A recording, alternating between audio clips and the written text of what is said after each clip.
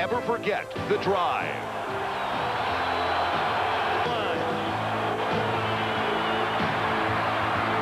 Touchdown, Mark Jackson. For the first time, Elway returns to Cleveland to duel Bernie Kosar and the Browns.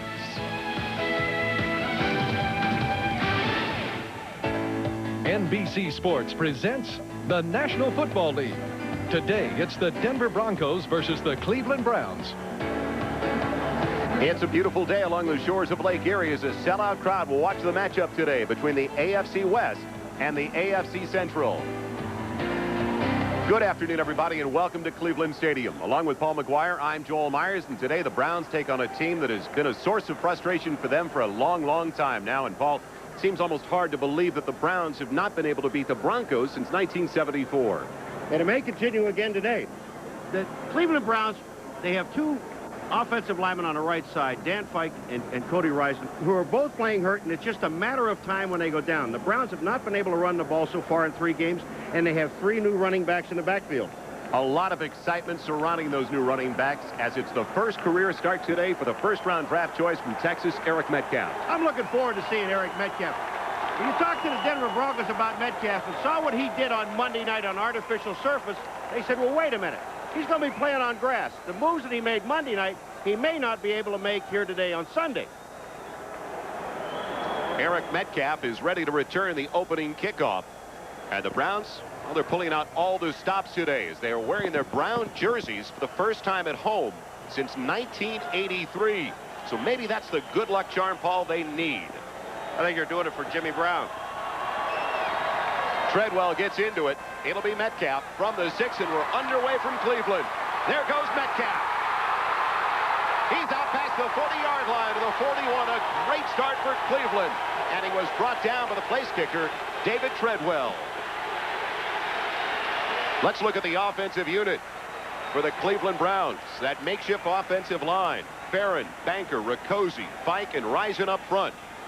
And in the backfield, along with Bernie Kosar, Tim Manoa is the fullback, Metcalf the tailback, and the gifted wide receivers, Slepster, Slaughter, Reggie Langhorne, and the tight end, Ozzie Newsome.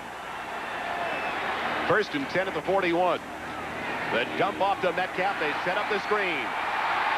He's out to the 50-yard line for a gain of 9. Rick Dennison dumping down Eric Metcalf. They just want to get into his hands as often as possible. Now, when they go to the shotgun formation, the Cleveland Browns with the 4 wide receivers, Metcalf will leave. Actually, he'll go into a slot position. He'll stay in there, and he'll be joined by Gerald McNeil. And Manoa will be the only running back with Bernie Kosar. You got to love what they've done with Metcalf right off the bat. They let him return the kickoff, and then they get him the ball right away. He's got it again, and he's got a first down with flags down to the play. Into the secondary he goes for a first down. Wyman Henderson bringing down Metcalf, but there is a flag down on the play, a hold against Cleveland. Joel, what's happening is that Metcalf, since they're starting, they know he's nervous, and what's going to happen, and you see Metcalf, he has touched the ball on the opening kickoff and the first 2 plays. Holding, 73 offense, 2nd down. Let's look at the hold. All right. In the hold is going to be Riccozzi, who is the center, is sitting right in here, and he's the man they're going to call for holding.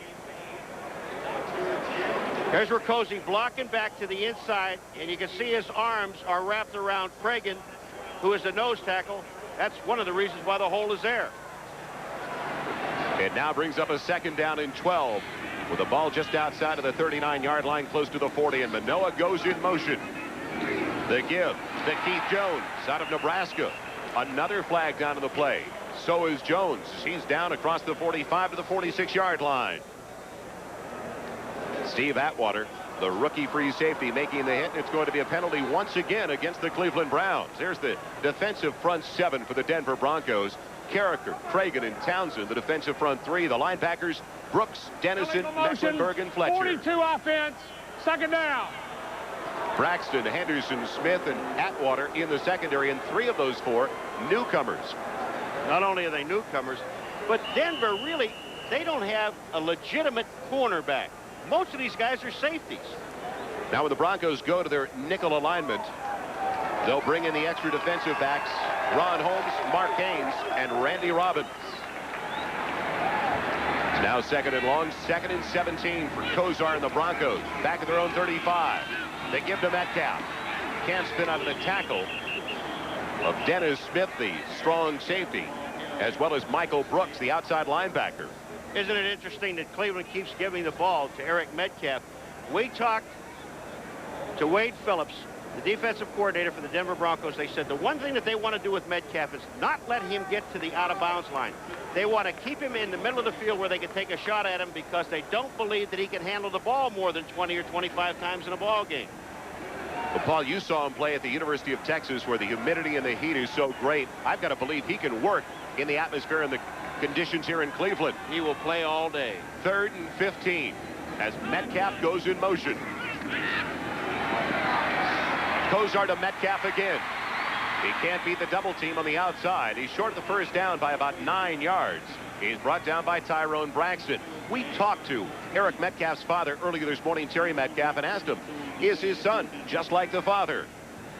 Yes, yeah, he's very much like me. He wants not only to please himself, but he wants to please others. And sometimes that can put a little more pressure on the individual than necessary. So main thing is just take it one play at a time and look back on the pass and just play the play at hand. Terry Metcalf, for many years, a great running back with the St. Louis Cardinals.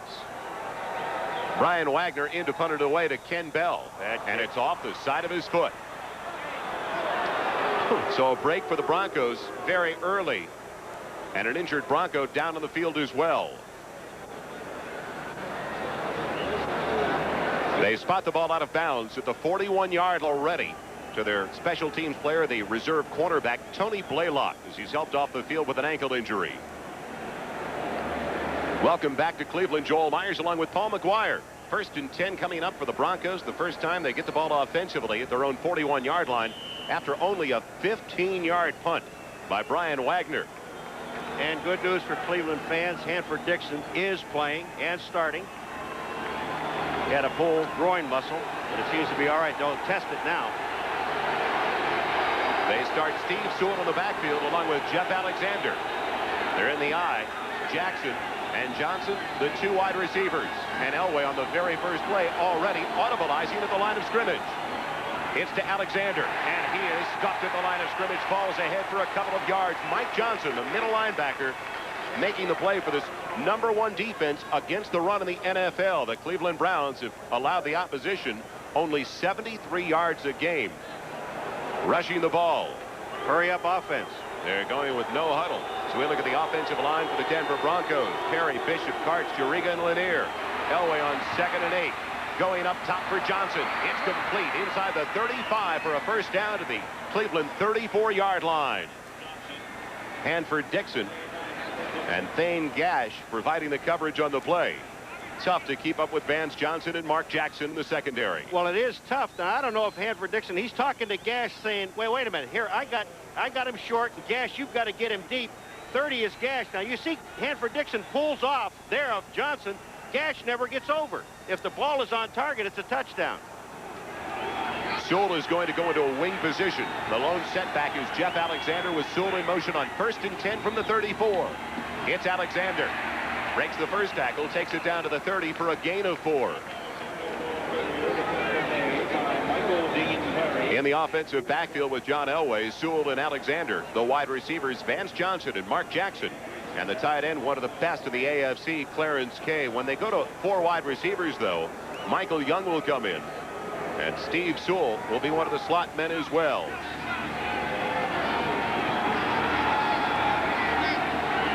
Second and 6, the ball at the 30-yard line. And Elway falls down. He wasn't touched, though. Gets it over the middle and almost has it intercepted. Felix Wright had it just go off his fingertips.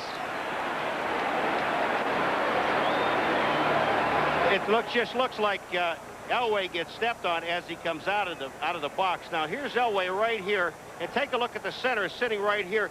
Now, that's Carson, and it looks like Elway just steps on him when he comes out. The center just steps right back on his foot. Actually, it was the right guard that got him, Juriga. comes Elway. Rodriguez. Foot just catches Elway. He goes down, but yet Cleveland can't get to him. First third down of the day. Vance Johnson in motion. 3rd and 6 from the 30. And Elway goes out of the shotgun. Pressure comes. He's hit. He's on his way down.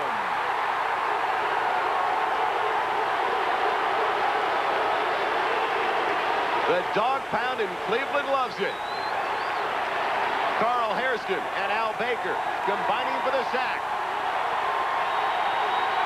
And that takes him on a field goal position as well. Joe, but the thing that the Cleveland Browns did is to keep him in the pocket. If they can keep him from running, now I'm going to make a circle out here, but this is where the defensive rush comes from, away from the outside. It'll come from right in here and outside, and watch what happens to Elway. He's got to move back inside. Gerald McNeil back deep, waiting for the punt. It hit. It's down by Ken Bell. Did it go into the end zone? Yes. They say it was on the goal line. What a break for Cleveland. Mike Horan, one of the best punters at getting the ball out of bounds inside the 20. Didn't get a break there. When we come back, the Browns will have it 1st and 10 Cleveland. 1st and 10 for Kozar and the Browns at their own 20, and it's complete to Ozzie Newsome. Ozzie Newsome put down at the 29-yard line, they say. He's short of the first down by only 1 yard. That keeps that long streak going for Ozzie Newsome. He's caught a pass now in 149 straight. Now, just before we broke away, Paul, Horan almost had it down inside the 5, inside the 1 yard line. Ken Bell tried to put it down there. Yeah, but you see how Bell is on the end line. When Bell is on the end line, that means that the ball is in the end zone. 2nd and a yard now for the Browns at their own 29-yard line. Manoa in the eye in front of Keith Jones. 9-man defensive front, and Kozar looking to throw. He'll run for the first down. He's got it to the 34-yard line. Brought down by the nose tackle, it's Greg Cragen. Let's look at some of the other scores in the early games from this week number 4 of the NFL season. Cincinnati and Kansas City, Miami and Houston not on the board yet, but New Orleans with a touchdown and a 4-point lead already over Washington. And 3 other games just underway in Detroit, New York, and Minnesota. Browns have it now, 1st and 10 at their own 34-yard line. Metcalf back in there. Split behind Kozar with Tim Manoa, who goes in motion. The counter to Metcalf. Squirts through to the 40-yard line. He's got about 6 on the carry. Joe, these are only 5-yard or 6-yard runs. But the Cleveland Browns so far this year, they have not been able to run the ball going against one of the best running defenses in football, Denver. The Denver Broncos have not been able to throw the ball, and they're going against one of the best pass defenses. Now here comes, you're going to see Metcalf. Manoa goes the other way. The guards come out to the outside. That's Banker. Fike come out. And you're seeing Metcalf now. He picks up 6 yards or 7 yards. But that's what the Browns have to do. Now they put him in a good passing situation. 2nd and 3 for the Browns, their own 41. It's Keith Jones. Nothing doing up the middle. Takes it to the 43, and they put him down near the 44, close to the first down marker. Coming into the game, some of the keys for these two teams. John Elway has never lost a game to the Cleveland Browns, while Bernie Kozar, he hasn't been intercepted in his last 150 attempts. The defensive line for the Broncos, one of the very best in the NFL, while the offensive line for the Cleveland Browns, well, they had to put Paul Farron over to the left tackle position to help things out because of the injuries. As they go to the measurement, and he's just short of the first down. Other things to look for today. Some of the critical elements of this contest. The Broncos, their pass defense, number 2 in the NFL, allowing only 149 yards per game over the first 3. And we just talked about that great run defense of the Cleveland Browns. So just like you said, the Broncos have to be able to run the ball. And the Browns, they've got to pick it up in the passing attack and run the ball as well. Kozar over the top for the first down. On 3rd and inches, Bernie Kozar stretches out that 6'5" frame. And, you know, we talked in the first game of the year, we talked to Randall Cunningham about that particular play. Randall Cunningham said, that's one of the plays I hate to run. Down by the goal line, I don't mind because I get 6 points. Bernie Kozar feels the same way. This is a time when they know he's going to carry the ball, and everybody wants to take a shot at you. Players to look for today. The 2 rookie running backs. Bobby Humphrey for the Broncos. Eric Metcalf for the Browns. Metcalf has it on 1st and 10. Look at the move he makes. Metcalf going across the midfield stripe down to the 48 of Denver. Gets 7 yards on the reception. Now, wait a minute. Didn't the Denver Broncos say they didn't think he could make the cuts he made on Monday night on grass? Watch this. Carl Mecklenburg is the guy that's going to get faked out. The little dip outside, back to the inside. There goes Mecklenburg, and there goes Metcalf, and he picks up 7 more yards. Good block thrown out in front by the center, Greg Riccozzi, and he was the center of controversy last year as we look at the first-year head coach for the Cleveland Browns. Bud Carson was a little upset with his offensive unit last week and said that maybe I've spent too much time on the defensive side this year. 2nd and 3 at the 48. Manoa in motion. It goes to Keith Jones. Breaks the first tackle. Goes for a couple. He'll still be short of the first down as he's dropped down by Alfonso Carricker. Well, Eric Metcalf looks so similar to his father in his running style. And Terry Metcalf, it's the way he looked when he was a rookie with the St. Louis Cardinals. How about this run here? This is what Eric would like to do today. Watch this. Only one man actually put a hand on him. Not too shabby, huh? And he did it so often. Eric Metcalf in the backfield once again as Manoa goes to the wing on 3rd and 1 from the 41-yard line of 46-yard line of Denver. Metcalf over to the left side for the first down, spinning free to the 40. He's got all the moves. Eric Metcalf looked like he was going to be dropped at the original line of scrimmage and then does that little 360. Joe, look at over here. They're going to Farron and Banker on this side. Riccozzi is the center, but watch Metcalf. The moves that he makes basically on his own. Watch here. There's Banker kicking out. Farron's there. They're blocking, and here comes Metcalf. He'll make a move right back to the inside. That was Wyman Henderson that missed him. 1st and 10 from the 40. Who else gets it but Eric Metcalf? Won't be able to turn the corner, and he's down to the original line of scrimmage. It was interesting, though, talking to the Denver Bronco defense yesterday, and Mecklenburg said it. We will be aware of where Eric Metcalf is on the field. As soon as he comes out of the huddle, he's leaving the field now on this play, but as soon as he comes out of the huddle, everybody will point to Eric Metcalf, so we'll know where he is.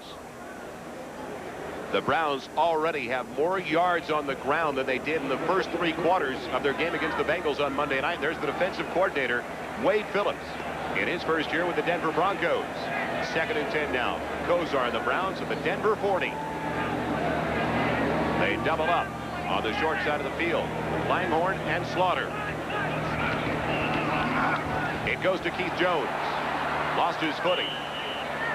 And he gets about 2.5 yards on the carry. He's dumped by the free safety, Steve Atwater. Atwater, one of the big reasons the Denver secondary is doing so well in the early going this year. Is he something big enough? That man is 6'3", weighs 217 pounds, and they said he just loves to hit people. Wade Phillips told us yesterday the lower half of his body really reminds him of the lower half of Earl Campbell's body. He's thick, to say the least. Their first-round draft choice out of Arkansas. Big 3rd down for the Browns. They're at the 38-yard line. It's 3rd and 8.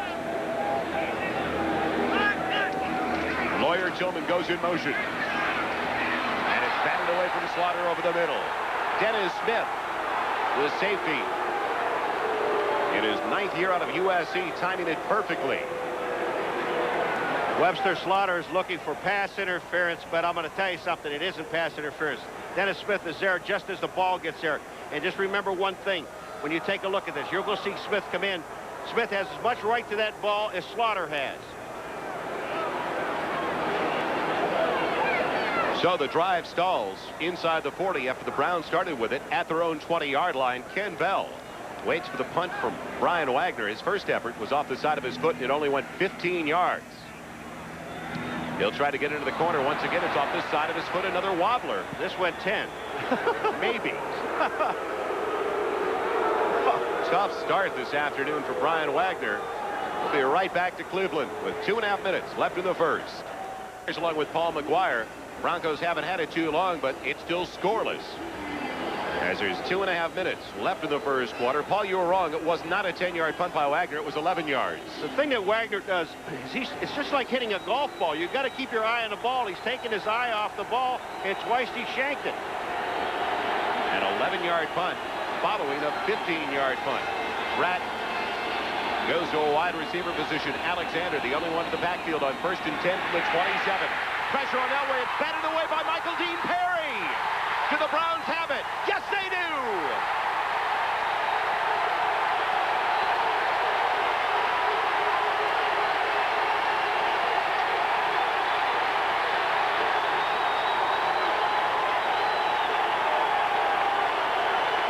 Joe, Michael Dean Perry is such a special athlete. He is so strong from the waist down and so quick. He has to beat Keith Bishop. Now here is Perry right here. He's just going to run right around Bishop and then end up knocking the ball out of Elway's hand, and he almost gets it. Here he comes. Bishop is moving out to pull out. Here comes Perry. There's the hand on Elway, and look at him. He goes back at the ball. He's rolling for it, kicks it away from Elway. Look at this guy. You talk about hustle. He just runs right by Bishop, but I think Bishop was going to pull out and was supposed to have help on that side by Gerald Perry, number 60. Robert Banks made the fumble recovery, but Michael Dean Perry made the big play. He is so quick out of the blocks. John Elway was telling us yesterday, he just wished the game was in Denver because he felt like he could get Michael Dean Perry offsides about 5 different times, but he couldn't hear because of the crowd noise. Well, the only problem here is that he, After his further offensive review, lineman the that play can't will hear. Here's stand Michael as Dean called. Perry again. Now First what? down. See, Bishop looks like he's pulling out. And then at that point in time, is the center was supposed to come down on him, and he didn't pick him up. And when that happens, that's a sack. You've got to give a sack also, besides the fumble. They come out in the I. Metcalf and Manoa on 1st and 10 from the Denver 15. The swing to Metcalf. He's all alone to the 10-yard line, just inside the 10 for a gain of a little bit better than 5. Metcalf with 78 yards of total offense already. Denver with only 13. Did you just, I mean, there's a little holding in the line because you got some guys hurt, but watch what Michael Brooks does, number 56.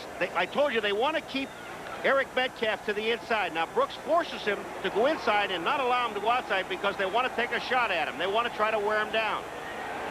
2nd and 4, just inside the 10-yard line. Metcalf and Manoa stay in the backfield. And Kozar changing the play at the line of scrimmage. It's scoreless with 1:35 left in the first. Timing pattern. Slaughter's there. Touchdown, Cleveland.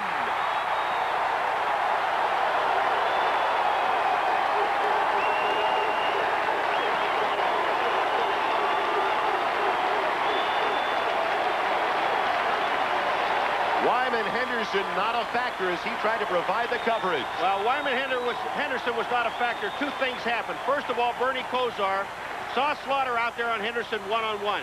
But what happened was the move that Slaughter makes to the inside, Wyman Henderson almost falls down. And when that happens, Kosar is right there with the ball. Perfect pattern. He sees right now he doesn't have to really lay it out that far. But you didn't see Wyman Henderson in the picture because he almost fell down.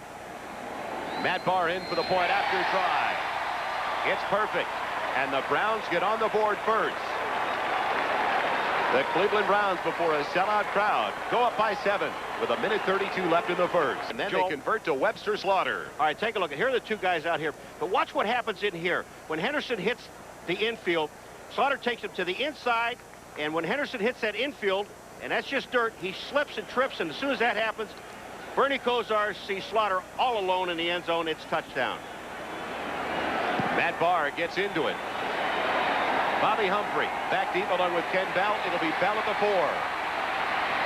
Bell across the 30. And he's down across the 35 at the 37-yard line. More scores from around the NFL. There's Mark Harper, the reserve defensive back, made the play on the special teams.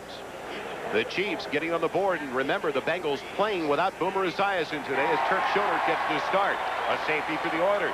They get the early lead on the Dolphins. Detroit with a field goal from Eddie Murray has the lead, and the Jets on top of Indianapolis. That was a 33-yard return for Ken Bell. And New England on the road with an early lead on Buffalo. The delay to Bobby Humphries. His first carry of the day. The rookie from Alabama spins across the 40 to the 42-yard line for a gain of 5.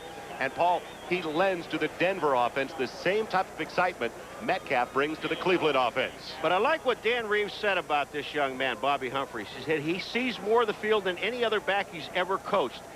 When he goes to a hole, like a lot of people will run up into a hole if there's a fullback in front of him, he'll bump into the fullback. This guy avoids people and finds the hole. Those 7 points the Browns just put on the board. The first points against the Denver defense in the first quarter this year. Alexander and Humphrey in the eye on 2nd and 5. It's Alexander. And the big fullback goes absolutely nowhere. Carl Harrison and Clay Matthews making the stop. After that long pass in the first series of downs for Denver, Hanford Dixon is not in the game at this point. Mark Harper, number 23, is playing that corner. Now, Hanford Dixon is coming in as a nickel man, but Harper will be playing the right corner. We'll see if John Elway tries to exploit Mark Harper in the secondary, 4th year out of Alcorn State. Extra wide receivers coming in now for Denver on 3rd and 3.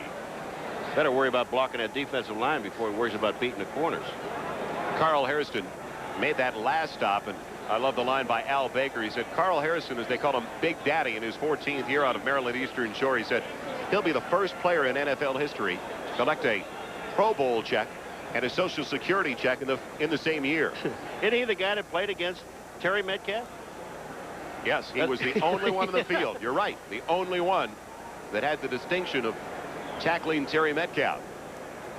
He came over from the Eagles before the '85 season, and he's one of those inspirational leaders on the defensive unit.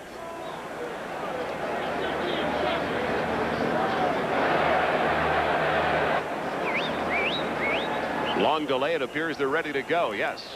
They had to add some time back onto the clock, to the 40-second clock. We've just received word that Turk Schonert has been hurt in that Bengals game at Kansas City, and Boomer Esiason is forced into action with a sprained ankle and all. It's amazing how these guys play hurt. There's a half a dozen guys on Cleveland. We didn't know whether they're going to start or not, and they're all out there playing, including Brian Brennan. That's the end of the quarter.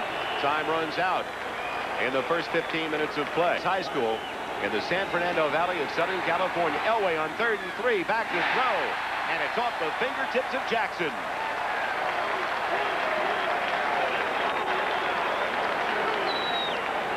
And you're right about one thing. They threw in Harper's area. Mark Harper, number 23.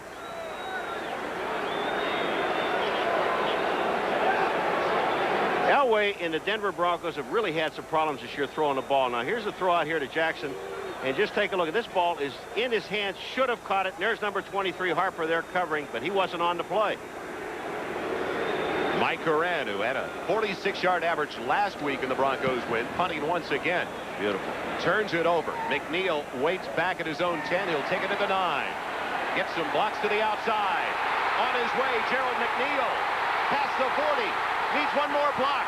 And he goes down across the 45. Inside the 45 to the 43 of Denver. And he was brought down by the punter, Mike Coran.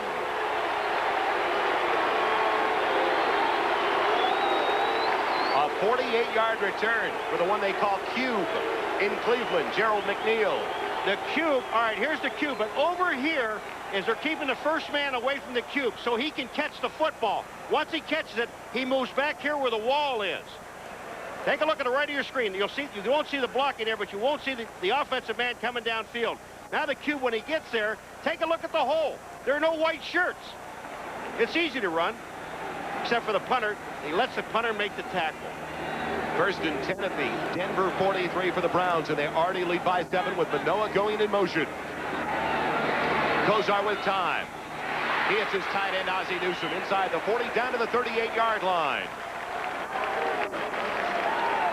Next Sunday, join NBC Sports for week number 5 of the NFL season, beginning at 12:30 Eastern with Bob Costas, O.J. Simpson, and NFL Live. And then our exciting regional action.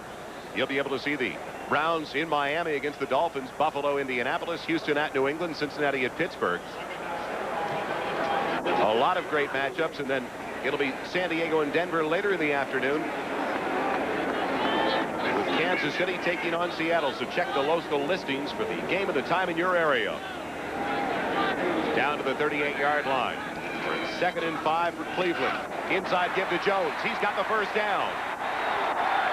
Stacked up, but he's already got the first down to the 32-yard line near the 31 of Denver.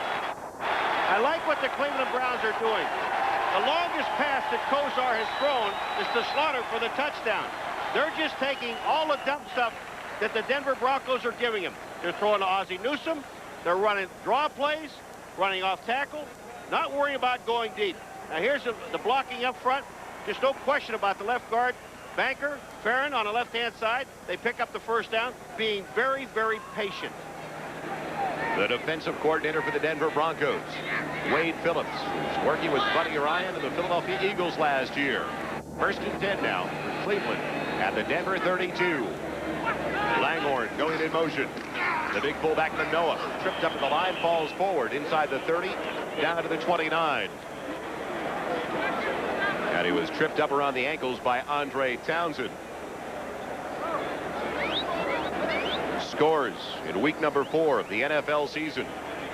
Miami had a snap go over Reggie Roby's head. That's why they got the safety, and they're trailing by 2. Detroit, a field goal from Eddie Murray. The New York Jets on a 92-yard interception return by Eric McMillan have the lead, and Buffalo is taking the lead now on New England. 2nd and 7 with the ball at the 29-yard line, close to 8 yards. The tight end Newsome goes in motion. Long count by Kozar. Over the middle, out of the hands of Webster and Slaughter. Just a bit behind Slaughter as Kozar had to release it just a little bit early. He had to release a little bit early, but I'm going to tell you, they got to come back and take a look at Eric Metcalf, because Eric Metcalf was covered by the linebacker, Simon Fletcher, and I don't believe that Simon Fletcher can stay with Metcalf. Metcalf is on the bottom, number 21, and look who's out there with him, 73. Now here's Slaughter across the middle. He was open. He was open for a moment. Wyman Henderson was with him. But as you said, Kozar had to rush the ball. Browns facing 3rd and close to 8. They are 2 of 4 so far in 3rd down conversions. Metcalf is the man in motion. Kozar can't get it to his wide receiver. That was Gerald McNeil. It would have been short of the first down anyway by a couple of yards. So now instead, it'll be a long field goal attempt coming up for Matt Barr. Before the game, he was hitting them from this distance. Easy. But that's because no rush by the defense. It'll be out of the hold of the backup punter, or the backup quarterback, Mike Pagel. It'll be a 47-yard attempt for Matt Barr. And it's blocked by Denver. Picked up by Grayson, or check that, picked up by the linebacker who's working in the special teams, Michael Brooks. Dennis Smith, though, it appeared, got his hand up in the air and blocked that field goal attempt. Dennis Smith comes right from the outside on the left-hand side, or the right-hand side of the field goal kicker, left-hand side of the defensive end, and really looked like he wasn't even touched coming in. Barr's a little bit upset. Right to the right of your screen. Comes right to the inside, and when he makes that move to the inside, there's nobody there to block him. Van Waiters is the guy that was supposed to block him, number 50, and doesn't do it. You can't let the inside guy go. Don't worry about the outside guy. His chances to get there are slim and none. So far this afternoon, the Browns have dominated statistically, but still they only lead it by 7, and Denver gets it back 1st and 10 at their own 39 with Winder and Melvin Bratton, the rookie from Miami, in the backfield. Winder on his first carry, breaking tackles across the 45 near the 46-yard line. You know what makes it even worse, Joel? There are only 10 players. Look at this. 1, 2, 3, 4, 5, 6, 7, 8, 9, 10. There's nobody deep, and then the block comes right in here. Bang. They did it. They did it with 10 people on the field. That's really going to make Cleveland mad. That was the best run of the day so far for the Denver Broncos. 7 yards from Sammy Winder. And Dennis Smith doing it so long in the secondary in his 9th year of USC. 2nd and 3. The ball at Denver's 46. They'll call Winder's number again. He's got the first down into Cleveland territory, down to the Browns' 48-yard line. When we talked to Bobby Humphrey yesterday, he said that there was one player in particular that kind of took him under his wing and looked out for him a little bit. Sammy Winder. And Sammy Winder's got to know, Paul, that eventually he's going to lose his job to the rookie from Alabama. And he's going to be able to accept it because he knows he can still play the backup role for 2 or 3 more years as long as he stays healthy. Great attitude. 1st and 10. Inside the Cleveland 48. Winder, the lone one in the backfield, as Bratton goes to a wing on the hip of Clarence Kay, the tight end. Flags in the air as it appeared the Browns jump. Elway with plenty of time. Going deep, he's got Vance Johnson. It's complete. Inside the 15 to the 13-yard line. Geraldine Perry was the guy that was offside. Or Michael Dean Perry, excuse me, was the man that was offside. And then what happened is that Minifield didn't stay with Vance Johnson downfield. And you know when Elway's scrambling that he's going to be looking deep or looking for somebody coming back into his face. But he looked downfield, and Frank Minifield just did not stay with his receiver. The offside penalty is already there, and Elway is going to back out to the outside.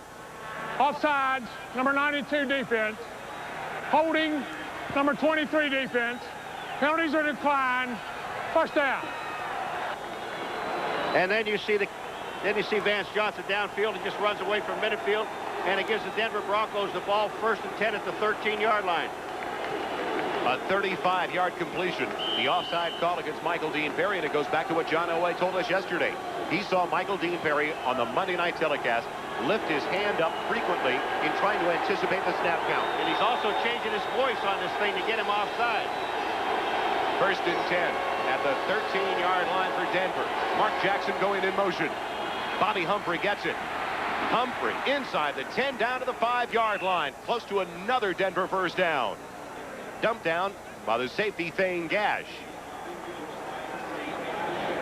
Bobby Humphrey it was an off-tackle play. He went right to the hole and just took it for 8 yards down the field. I like the way this young man runs the ball.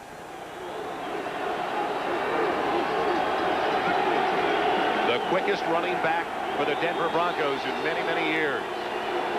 Finally gives Denver the ability to turn the corner from one of their tailbacks. 2nd and 2. Humphrey again over the top, close to the first down marker. Humphrey missed most of his senior season with a stress fracture to his left foot, and that's why a lot of people shied away from Bobby Humphrey. But when Dan Reeves found out he was still available in that supplemental draft, they wanted him. They checked all over the country to find out how long he was going to be there, and they realized that the 3 teams that were ahead of the Denver Broncos at that time had either made trades or picked up in the draft the running back that they wanted, so they knew that he would be there in a supplemental draft, and they took him.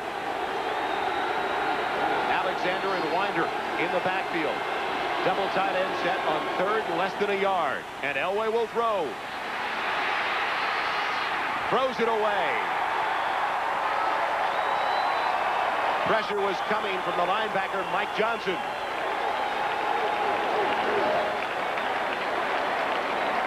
I got to tell you, Joel, I would call that intentional grounding.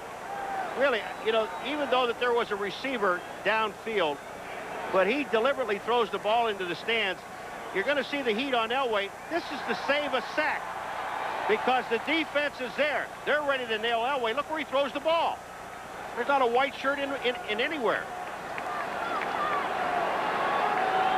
It'll be a field goal try coming up for David Treadwell in his first year out of Clemson.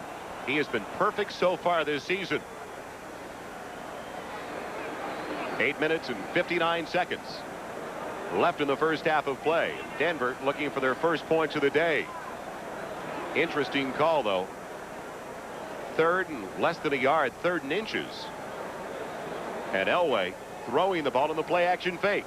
But in this situation, and you're going against a darn good defensive football team, Joe, you've got to put some points on the board. And I like the call.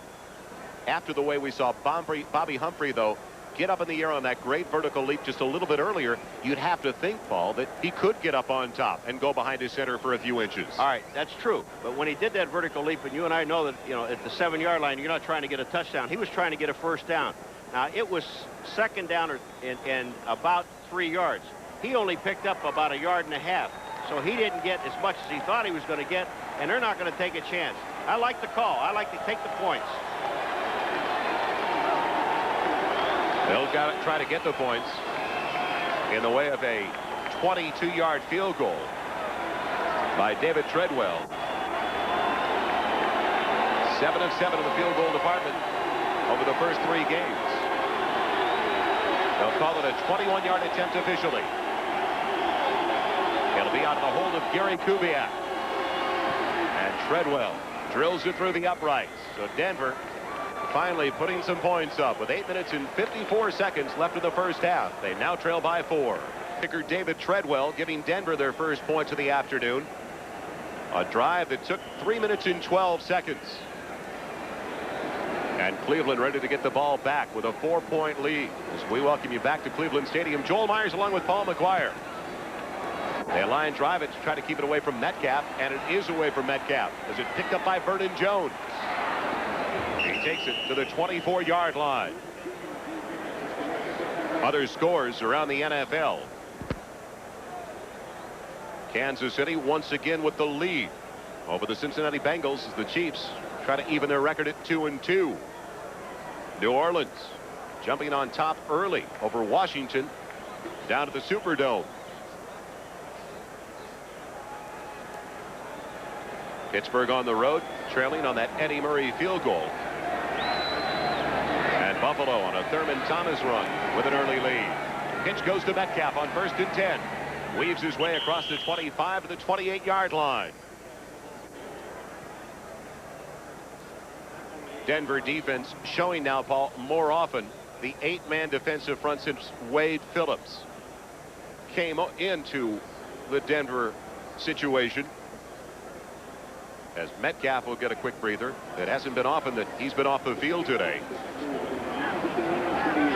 But Carl Mecklenburg was telling us yesterday he loves the new defensive alignment for the Denver Broncos. A very aggressive nature to it this year. 2nd and 6. The ball at the 28-yard line of Cleveland with Ozzie Newsome in motion. Kosar on the quick out, and it's complete to Langhorne for a first down. It's out to the 42-yard line. All right, Joe, you were talking about this defense, and there are a lot of new faces in here, but just take a look at, you got a man here. There's 8 men up near the line of scrimmage. And as soon as the ball snapped, watch what happens with these linebackers. They'll move out. They'll go back into coverage. That's Dennis Smith, who's up on the line of scrimmage, and he backs out, and the linebacker, as soon as they read past, they're out of there. Of course, Kosar hits the one man that's covered man. Brian Brennan, closest wide receiver to the near side on your screen, in for the first time today. He missed last week's game with a hamstring injury. 1st and 10 for the Browns at their own 42, and the counter goes to Metcalf. Smith couldn't get him, but the linebacker cleans up. That's Rick Dennison. No gain on that carry for Eric Metcalf. That's going to be a tough play for the Cleveland Browns to run, and I'm going to tell you why. Because they ran it to the left, which means that you got to pull Fike and Risen. And when you pull those two guys, they're both hurting, they're both limping, and it's hard for them to get to the hole. You're going to have to run your sweeps to the right-hand side and not the left. Metcalf splits out as one of the wide receivers. Manoa, the lone one in the backfield on 2nd and 10 from the Cleveland 42. Kosar with time. It's complete to Ozzie Newsome to the 49-yard line. For an update, let's go to New York now. Bob Costas in NFL Live. All right, Joel, moments ago, Boomer Esiason threw a 40-yard touchdown pass to Tim McGee. Why is Esiason in the game when we told you he wouldn't start? Well, he didn't start, but his substitute, Turk Schonert, injured an ankle when tackled on this play. Esiason, on a gimpy ankle of his own, had to come in. They trailed 10-7 to the Chiefs at Arrowhead. Joel? All right, Bob, thank you. So not the ultimate situation for Sam Weiss as he had to rush Boomer Esiason back to work in a hurry. Big 3rd down for the Browns. 3rd and 3 at their own 49-yard line. Kosar will work out of the shotgun. That's Brian Brennan going in motion. Kozar going for the bundle for Webster Slaughter. The defensive back, Dennis Smith, with him down on that play, helping out Wyman Henderson. Remember we saw the Cleveland Browns didn't get over. Watch this. There's Henderson, number 24 on Slaughter. But number 49 is Smith. He is the safety. Look at his job. Look at the ground that he covers, and he is the closest man to the football. That's super coverage by the defense. Brian Wagner comes on for his third punt of the day. Mr. Excitement. His first was 15 yards. His second, 11 yards. Ken Bell back deep for Denver. That was almost blocked. Line drives out a wobbler. It's taken to the 11 by Bell. Wrapped up crossing the 20 at the 21-yard line by Randy Robbins. So when we come back, Denver will have it first and 10 at their own 21-yard line. Still trailing Booth, Art Modell with former Brown running back Jim Brown. First and 10 for Denver at their own 21-yard line. Bobby Humphrey can't get out of the backfield. Cragen, the nose tackle. Or not Cragen, rather. It was Gibson, the defensive lineman, who's in there for the first time today. Gibson making the stop. No gain on the carry for Bobby Humphrey. It's been a difficult day for that Denver offense, as you can see. And they're going to have to try to throw the football. Pratt joining Humphrey in the backfield. So all rookie tandem behind John Elway on 2nd and 10. Movement on the line. Flags into the air. And a free down it appears for Elway. Elway goes down. Gibson in there again. First-year player from Northern Arizona. Offside, Cleveland. Looked like the right side of the defensive front was jumping offsides. If that's the right side, it's Michael Dean again.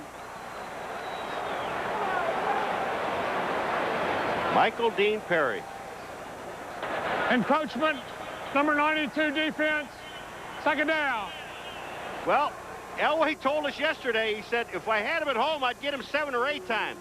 There you see Michael Dean Perry moving, and he's on Keith Bishop, number 70 or 54, also getting some help by Karts, the center. But Elway said, if I can raise my voice up in the middle of the field like this, I can get him to jump. And he's doing it. He's done it twice so far. 2nd and 5 now for the Broncos at their own 26-yard line. Winder in there on the play action fake. Elway. Vance Johnson can't hang on to it.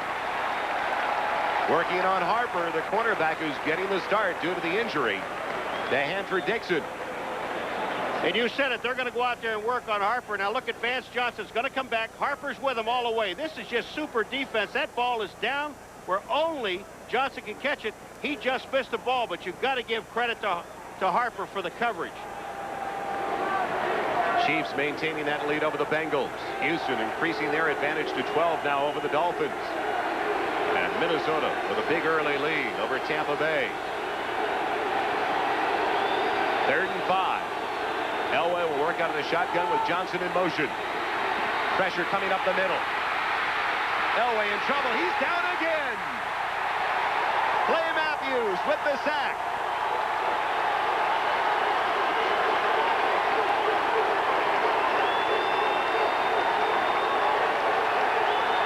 When you talk about tenacity of a defense, Clay Matthews epitomizes it. Clay Matthews, number 57, is going to come up inside. Now, when Clay Matthews reads it, he can blitz. Now, watch what he does. He gets knocked off. There's 57, but watch who makes the tackle. Number 57, Clay Matthews. Just a super effort. Karts, the center, had a piece of him, but it only slowed him down. Mike Horan punting from his own goal line. Brings down the high snap and booms it away to Gerald McNeil. Hangs up a very high punt. McNeil calling for the fair catch. He's got it outside of the 47-yard line. So that's where the Browns will put it back into play when we return to a sold-out Cleveland Stadium. And we'll keep it right in the dog pound.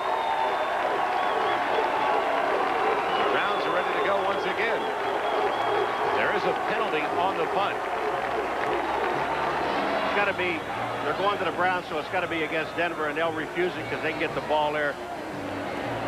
I just feel so sorry for number 63. I watched Cody Rison walk out onto the field, and Joel, it's just getting worse and worse and worse. And the problem he's had is twice this year, and it's the ineligible player downfield, number 54 of the kicking team. Penalty is declined. First down. And the 2 times this year Heard today, and we were told that knee of his could lock up at any time. floating cartilage. 1st and 10 for the Browns outside of their own 47, and Metcalf can't break the ankle tackle of Alfonso Carricker. Carricker, 6th year out of Florida State. And a reminder to our viewers, we'll be selecting the Budweiser most valuable player for today's game at the conclusion of the contest. Take a look at Cody Rison. You got to give him all the credit in the world. Now here he is. He's got a bad leg, and he's supposed to be blocking down and coming back into the linebacker, Mumford, number 51. He gets a piece of his man. That's all he's supposed to do. Browns go with 3 wide receivers on 2nd and 9 from their own 48. Langhorne going in motion. Long count by Kozar. Over the middle, it's complete to Lawyer Tillman. That is his first career catch for the rookie from Auburn. Mecklenburg made him pay, though.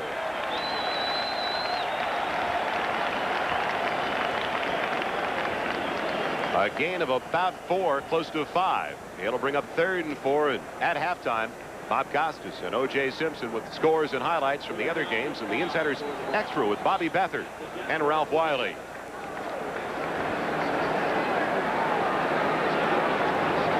Another key 3rd down for the Cleveland Browns with 2:24 left in the first half. 3rd and 5 from the 47, and they get the Broncos jumping off. Kozar goes for Slaughter. It's intercepted by Braxton. Well, let's find out what the penalty flag is all about. Braxton's reaction tells us a lot already. The defensive line tells you a lot about it because they're not leaving the field. They know it. They're offside, right in the middle.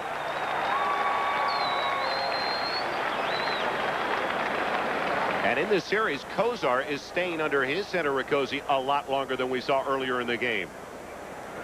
He's reading that defense because the linebackers... Number 61 defense. First down. That's Townsend. But the linebackers are so active for the Denver Broncos. It is a difference. Up here, right in here is where you're going to see the guys jumping offside. Right in the middle of the line. And Townsend is one of them, number 61. And Kozar sees it, gets him offside. I don't know if he's changing his voice or not, but he got him offside. That's what happens when you go to a longer count. It turns out to be a Cleveland first down at the Denver 42-yard line. Manoah and Jones split in the backfield behind Kozar. Kozar in trouble. He goes down. First sack of the day for the Denver Broncos belongs to Simon Fletcher. And for another update, let's join Bob Costas in NFL Live. Joel, at the Meadowlands, Colts driving for an apparent score, but Jack Trudeau's pass intercepted by the opportunistic Eric McMillan. Last year as a rookie, he led the AFC with 8 interceptions, brought 2 of them back for scores. This time, number 22 goes 92 for a touchdown. Jets 7, Colts zip. All right, thank you, Bob. We have reached 2nd and 14. Pressured again. Finds Manoah. Manoah breaks the tackle to the 40. Still on his feet. Down to the 39-yard line. Great ad-lib by Bernie Kozar to find Manoah.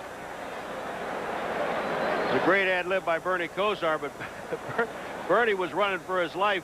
And here's Manoah. Tim Manoah, number 42. Now, he didn't block anybody because nobody came up in his area. So he moves it back to the inside. Michael Brooks is supposed to be covering him. Mecklenburg misses him. Here comes Brooks in there. He misses him. And then finally, Wyman Henderson, number 24, makes the stop.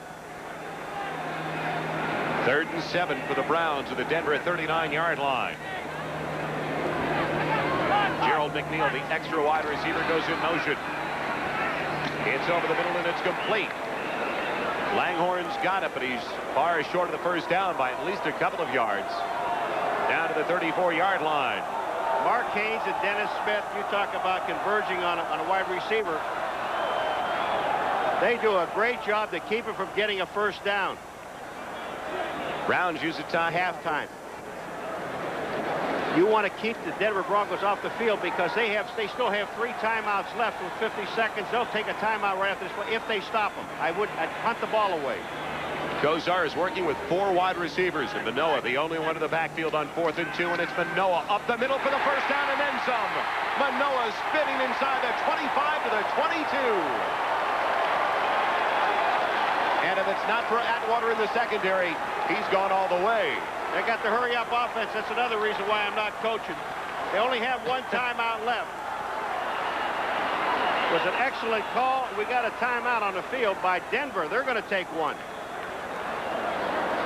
Denver was trying to bring on some extra people in the secondary, and they appear to be confused. He's with you, Paul. He said he's his best blocker out of the running backs. 1st and 10. Cleveland's got it to the Denver 22-yard line, and they lead it by 4 with 27 seconds left in the first half. Kosar into the corner of the end zone. Couldn't get it to McNeil. Great coverage by the Denver secondary. That play took 7 seconds, but I'm going to tell you something right now. He's got to come back and take a look at the same play again because they had Manoah, number 42, going down the sideline on the right-hand side, and he would have been able to pick up at least 10 yards and get out of bounds. Browns don't have the luxury of trying to run the ball. They've only got 1 timeout remaining. And Kosar has the play brought in for the first time today by Barry Redden, former member of the Los Angeles Rams and the San Diego Chargers. There's the same formation, Joel. I wonder if Barry Redden's going to go out in that flat. It's 2nd and 10 at the 22. Kosar with time. Throws the ball away.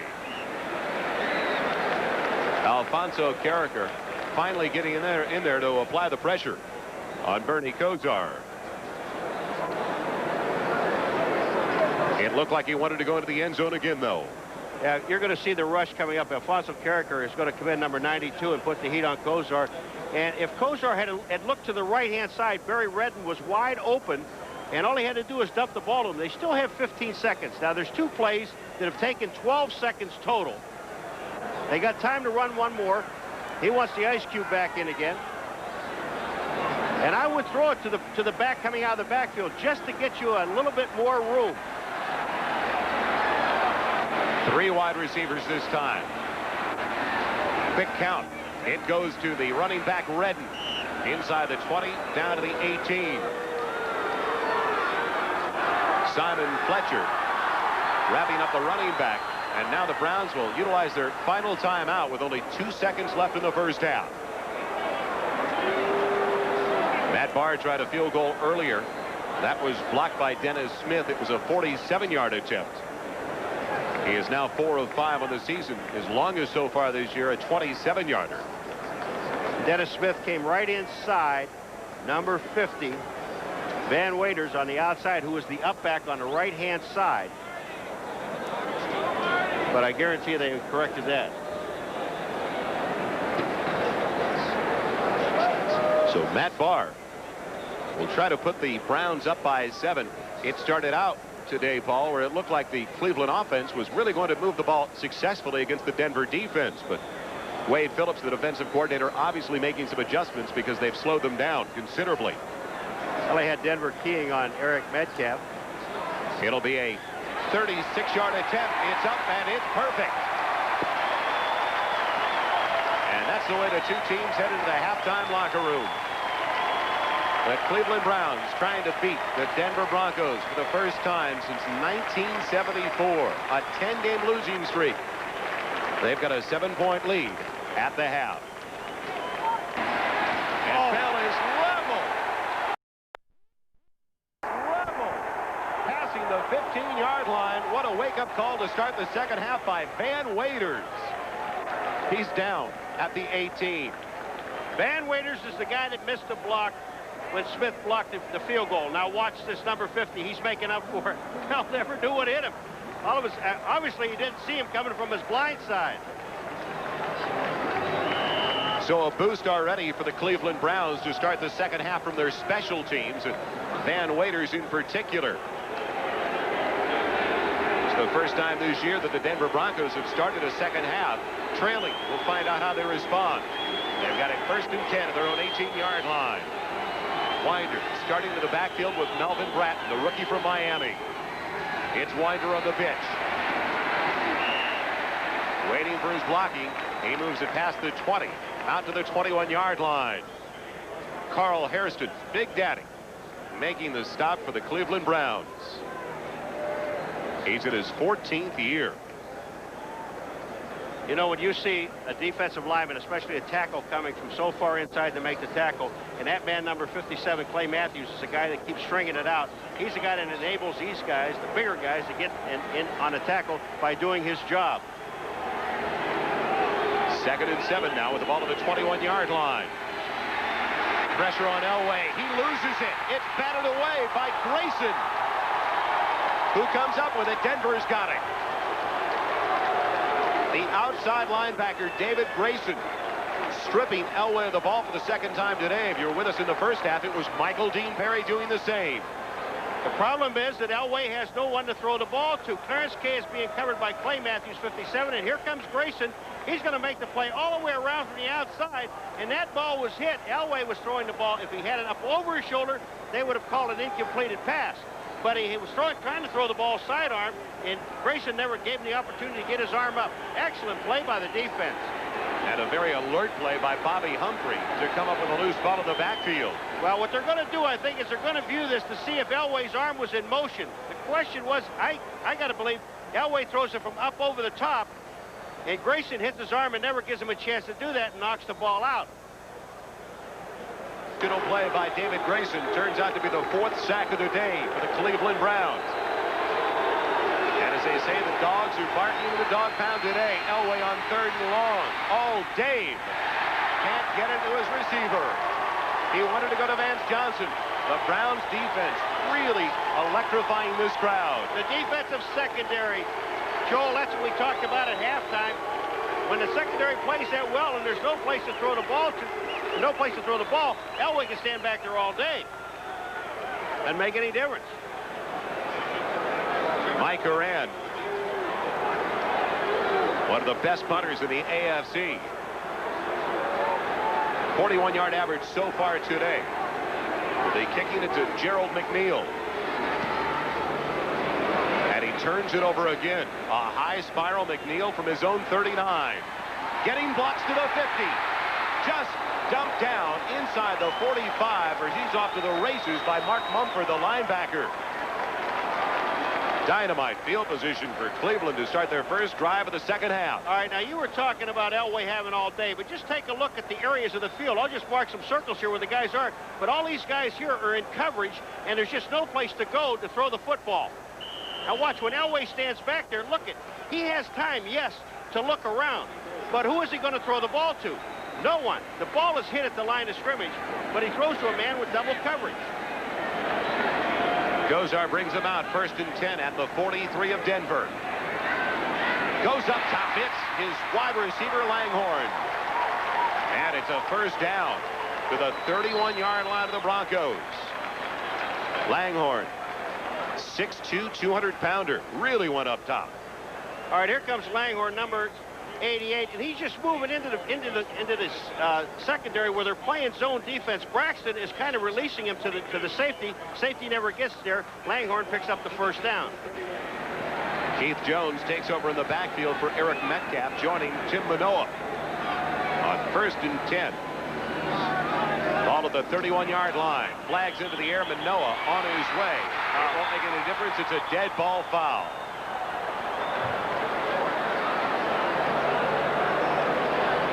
Offensive foul. False start. Offense, Yeah. number 74. 1st down. That's fair, and that's all dead. Paul Farron starting at the left tackle position today. They have had to flip-flop a number of people on the offensive line. Okay, here's Farron right here, and you're going to see him move. Manoa looked good kind of running down through there without anybody chasing him. There's Farron. He's moving just a little bit too early. It's on Powers. And there goes Manoa. He said, wait a minute. Isn't this nice? Nobody's trying to tackle me. Farron was the starting left tackle in 86 and 87. And when he started at that position for the Browns in 86 and 87, they had a 15-4 record. Yeah, don't worry about him playing over there. 1st and 15 now with Metcalf in motion from the 36 of Denver. Pocket holds up. It goes to Langhorne. It's complete again inside the 30. Down to the 27-yard line. One of the big problems, Denver, they're just trying to get to Bernie Kosar with a 4-man rush, and they're not doing it. They're going to have to send some linebackers. Kansas City and Ron Jaworski's first start of the year with a 3-point lead at the half over the Bengals. Houston thumping Miami after the first 30 minutes of play. Pittsburgh trying for their 2nd straight win in a row. At Buffalo, taking it out on New England. Keith Jones on the pitch. Jones with flags down to the play. Goes down inside the 25 at the 24-yard line. Carricker making the stop. The flag went down where you normally see a holding call. Check in with our referee, Tom Dooley.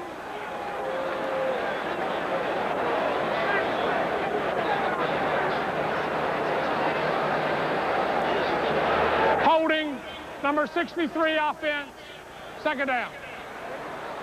Cody Rising. I'll tell you who got an excellent block, though, was Tim Manoa. When Manoa gets the block, Keith Jones can run with the ball. Penalties now really hurting the Browns after they got great field position on the solid return by McNeil to start with it at the 43. A couple of completions, a couple of first downs, but they pick up the illegal procedure call when they had it 1st and 10 at the 21. Now a holding call, and all of a sudden it's 2nd and 16 with the ball back at the 37-yard line. Just get half of it. Metcalf, the tailback in the eye behind Manoa. Kosar for Manoa. It's incomplete. The linebacker defending was Michael Brooks. And Manoa better be awfully glad that Michael Brooks slipped, because if he hadn't slipped, he'd have taken Manoa's head off. There's Wade Phillips. We just had him in our shot, the new defensive coordinator for the Denver Broncos. And the Broncos, with so many changes personnel-wise, is in their secondary. 3 of the 4 starters back there, newcomers this year in the secondary. And what a change it's been. 23 out of the 47 players on the Denver Broncos roster, 25 years or younger. And they're either in their 1st or 2nd year in the league. And the only undefeated team in the AFC. Cleveland only 2 of 8. This is 3rd and 16. Kosar eluding the pressure.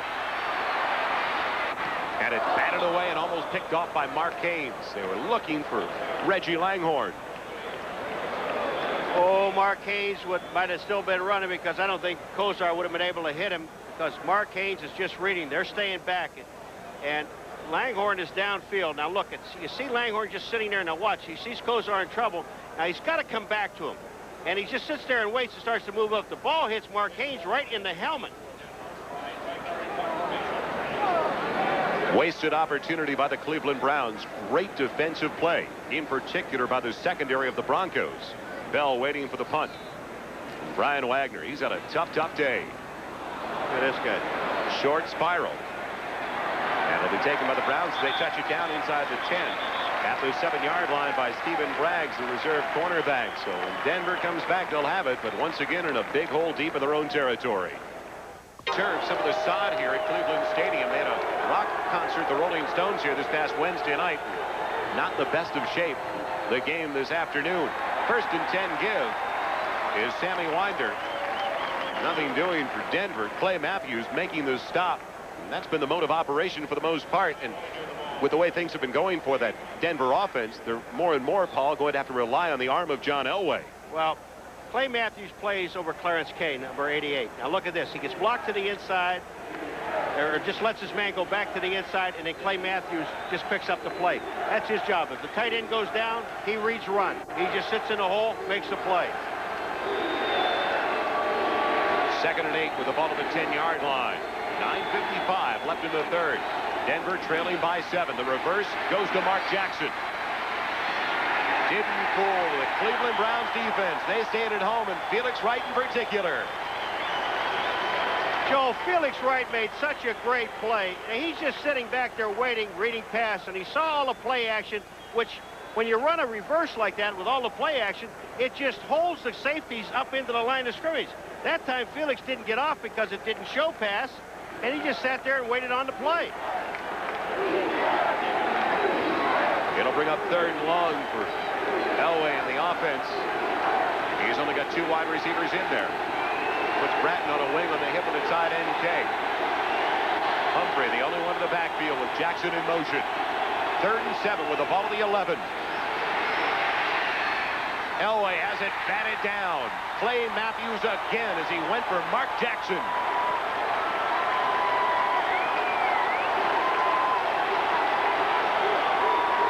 Joel, they had Melvin Bratton and Jackson in the same spot. And when Elway looks over there, he's going to see both guys. Now here comes Jackson. 32 is Bratton. Now watch them coming out together. Bratton goes out. Minifield picks him up. And then there's Clay Matthews. Just sits there and rides it. Can't believe that Elway threw the ball there. Mike Coran once again punting from his own end zone to Gerald McNeil. And doesn't really get into this one at all. It's off the side of his foot and out of bounds in Denver territory. Cleveland will have it 1st and 10 at the 40-yard line of the Broncos. Everything going now early in the 2nd half in the direct. The penalty was illegal use of hands. It was called on Stephen Braggs, the reserve cornerback at his 3rd year out of Texas, but it did not cost the Cleveland Browns possession.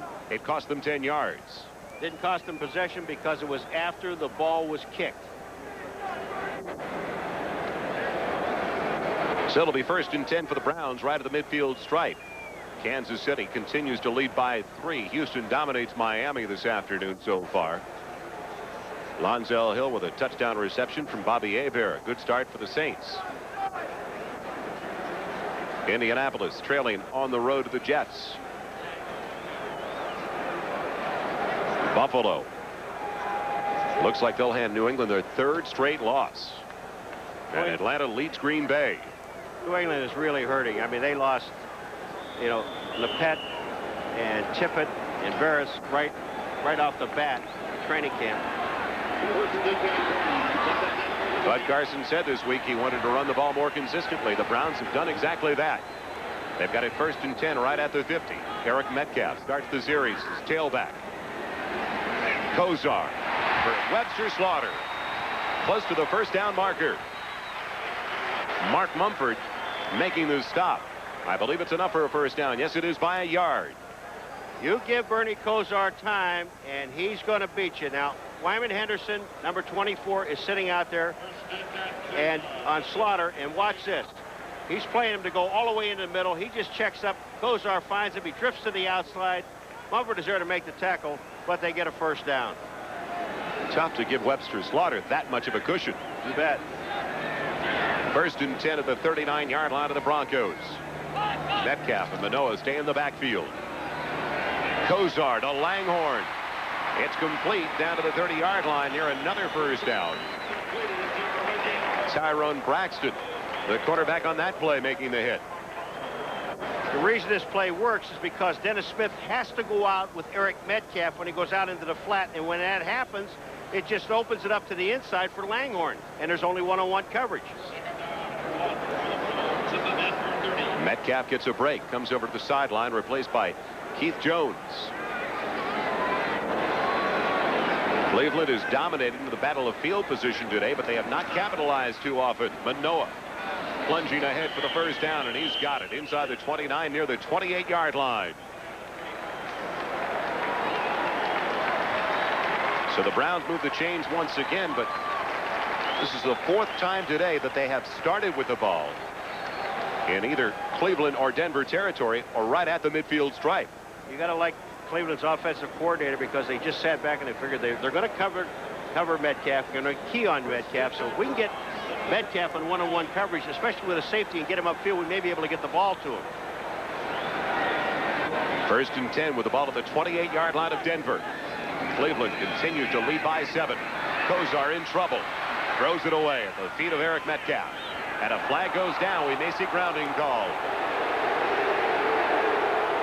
Fletcher and Carricker are applying the heat on the Browns quarterback.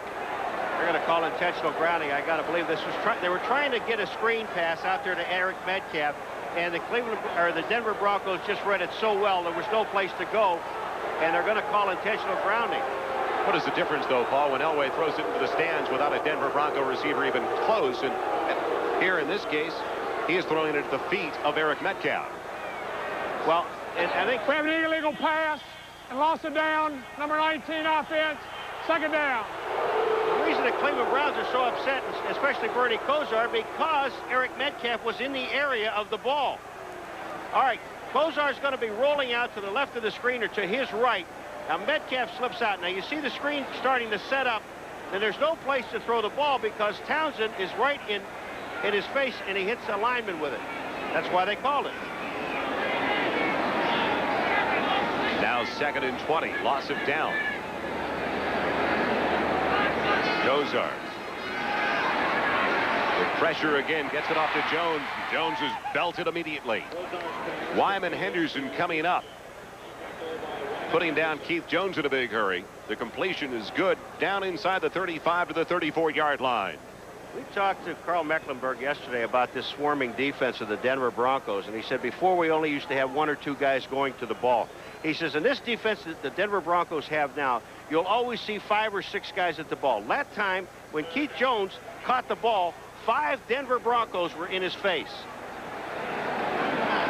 3rd and long, 3rd and 16 with the ball at the 34-yard line. Well, the Browns waste the great field position once again. Brennan was in motion.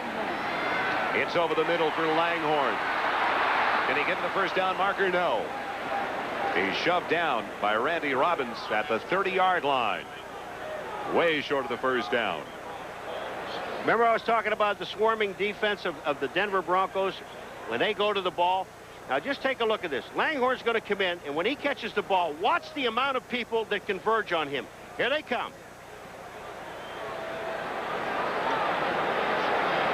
Beautiful, beautiful defense. It'll be a 48-yard field goal try coming up for Matt Barr. He's 1 of 2 on the day. It's on its way. It's got the distance. Does it have the direction? Yes!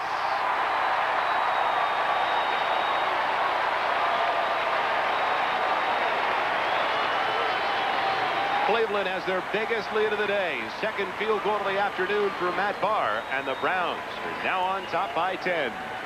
For Matt Barr on his field goal attempts, but he's out today with bruised ribs, and Greg Riccozzi now is snapping for the Cleveland Browns. Riccozzi taking over and coming through after that 48-yard field goal. Barr gets into it, and it's taken by Ken Bell at the 5. Bell dumped down at the 20-yard line. Kyle Kramer, number 40. What a great job on special teams. Next Sunday, join NBC Sports for Week 5 of the NFL season, beginning at 12:30 Eastern with Bob Costas, O.J. Simpson, and NFL Live. And then our exciting regional coverage highlighted with some great hard-hitting matchups. Bills Machine Gun Kelly leading Buffalo into the Hoosier Dome to battle Eric Dickerson and the Indianapolis Colts. Others will see a couple of great quarterbacks duel when Jim McMahon and the Chargers take on John Elway's Denver Broncos. And it's Kosar versus Marino in that game between Cleveland and Miami. Check the local listings for the game of the time in your area. 1st and 10 for Denver. They've got it at their own 20. Play action for Elway. And it's batted away. Michael Dean Perry.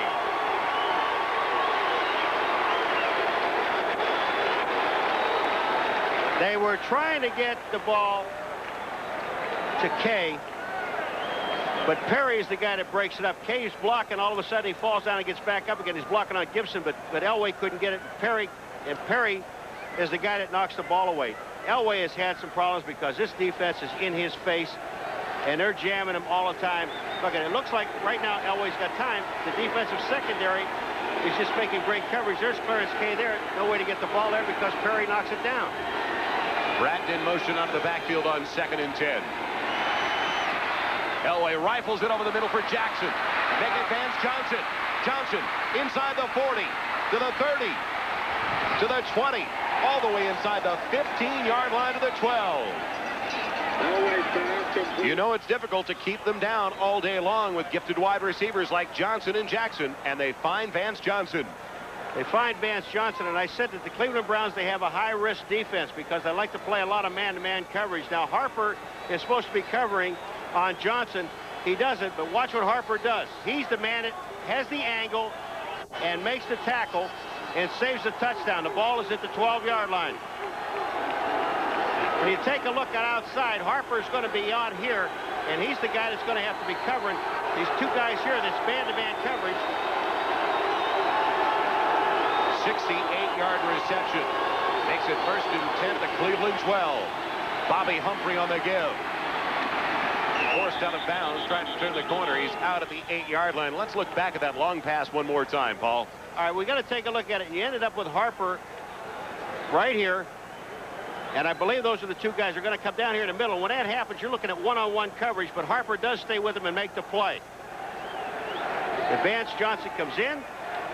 Bang, he makes the catch. And Harper chases him and saves the touchdown. Not often you see Vance Johnson caught from behind. 2nd and 6 with the ball at the 8. Delay to Humphrey. Stacked up at the 5. Carl Hairston, the first one to wrap up the running back. And now it's going to be an interesting decision for John Elway and the Denver offense with 3rd and 2 inside the 5-yard line. Extra defensive backs coming in now for the Cleveland Browns. They bring in Tony Blaylock and Stephen Braggs. 3 wide receivers split out for Elway. Winder the only one in the backfield. And Elway's going to use his first time out in the second half. Well, after John Elway took the timeout, then he went to the official and say, hey, the noise is loud. And he's going to, I would imagine, if he can't hear, he's going to step away from this. He came into the huddle just now, and he looked at the referee and just said, hey, wait a minute. If I can't hear, I'm coming out.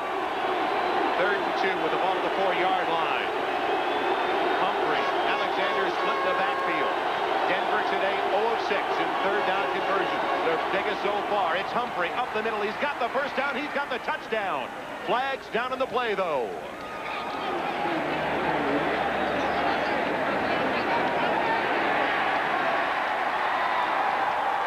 Big Daddy thinks it's against Denver. He's been around long enough. He can referee if he wants. Illegal formation. Number 76 was uncovered. Third down. Joel, did you see when Elway got out of the huddle, the guys were standing there saying the noise? He said, get up to the line of scrimmage and get where you're supposed to be. He was shoving one of his players into a different position out of the huddle.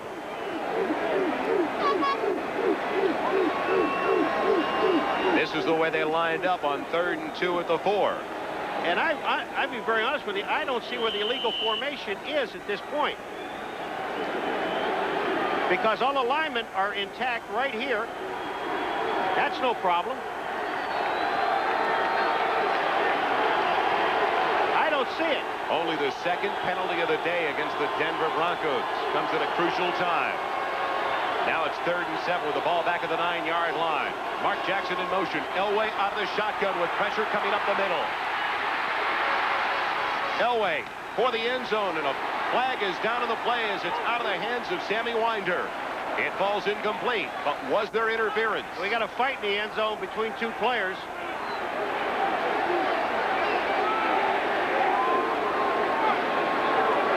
If there's going to be pass interference, it's got to be on Clay Matthews, number 57, because he didn't play the ball, he played the man. But they also held Michael Dean Perry. I mean, they had him by the shirt, and I have to believe it's got to be Bishop that had him. I mean, and it was wide open. The officials are standing there when Elway's running around. Michael Dean Perry is being held.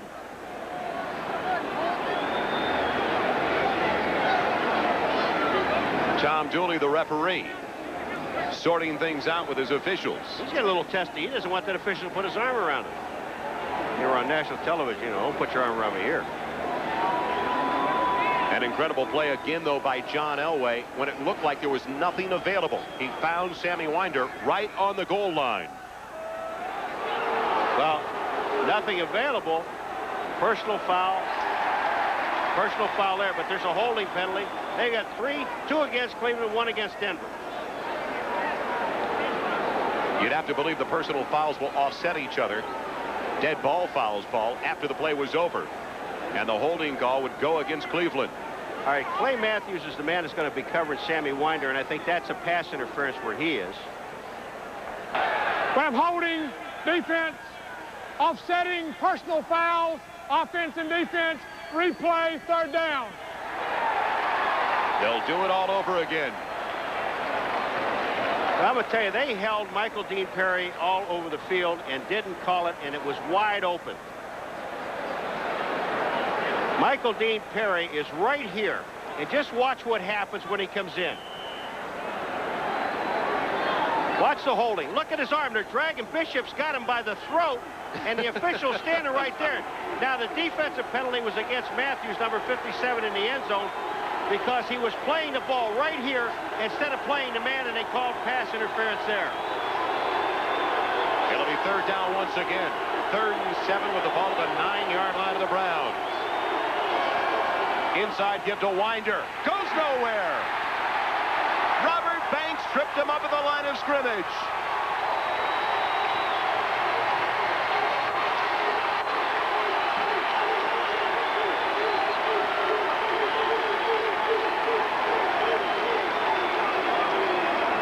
Robert Banks makes a great play. Juriga, number 66, is coming out to block him, and Banks just goes underneath and makes the play and makes the tackle, and now the Broncos are going to have to settle for a field goal. Treadwell has accounted for the only 3 points of the day for the Denver Broncos on a 21-yarder in the first half. This will be out of the hold of the backup quarterback, Gary Kubiak.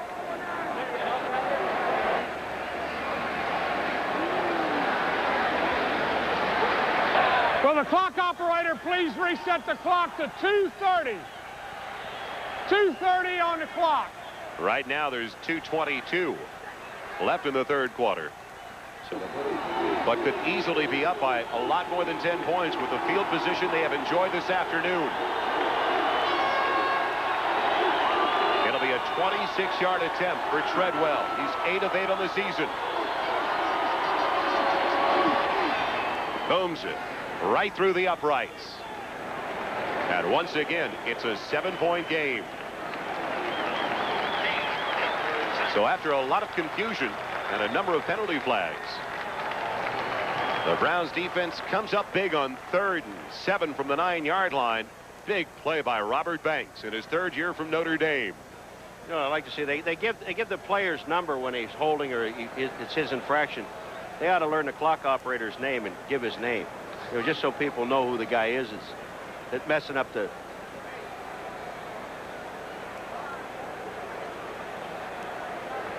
Another look at the illegal formation. All right, what they're saying here is that the right tackle is uncovered. Now, here's the right tackle. And I don't understand what difference does that make.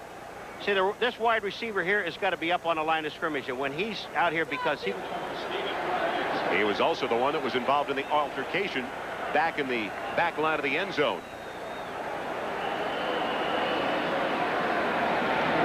Eric Metcalf waiting for the kickoff from Treadwell. Metcalf will work from his own 4. And Metcalf sliding down across the 20 at the 22-yard line. Good coverage by the special teams of the Denver Broncos. Kip Corrington making that hit. Kansas City still clinging to that 3-point lead that they had at halftime. Houston trying to bounce back from a heartbreaking loss in overtime to Buffalo last week. And a tight one down to the Superdome. Pittsburgh led most of the way. They still maintain that 7-point advantage. And the first start of the year for Doug Flutie, not a very productive one so far. 1st and 10 for the Browns. Their own 22. Kozar to a wide open Webster Slaughter across the 40 to the 43-yard line.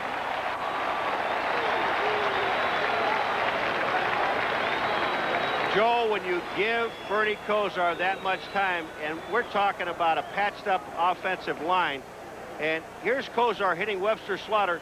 Now, what happens on that play is Henderson lets him get to the inside, but Steve Atwater, number 27, is there. I got to believe that was zone defense, and Atwater just missed the coverage. 1st and 10 after the 20-yard completion to Slaughter. Browns have it at their own 43. Manoah goes in motion on the long count by Cozart. Metcalf gets it. Metcalf tripped up after moving it past the 45 to the 47-yard line by the strong safety Dennis Smith. Browns have really not tried to go to the ground game all that often in the second half of play with 55 seconds left in the third quarter. Well, you're wondering when you're watching the Denver Broncos defense in the past for years, all you ever heard was Carl Mecklenburg, number 77, his name all the time. And he said yesterday that this defense is a swarming defense. More people will make more tackles than he will. He doesn't feel anymore like he's got to make the big play on every down. That's right. The dump off goes to Metcalf on second down. A great open field tackle by Dennis Smith with a flag down in the secondary.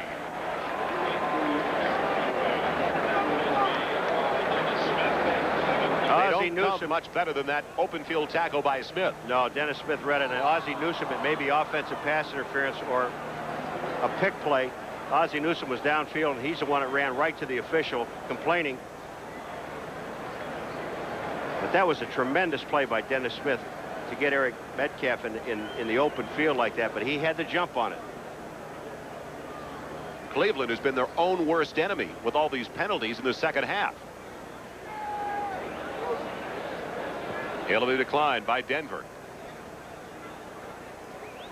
Dennis Smith is playing a strong safety position.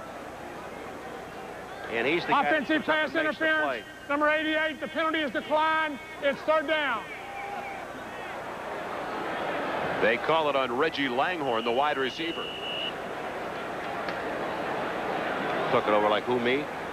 I thought that was Ozzie. One interesting comment Dan Reeves made to us yesterday in regard to his defense. He wondered why more younger players weren't making his defensive unit.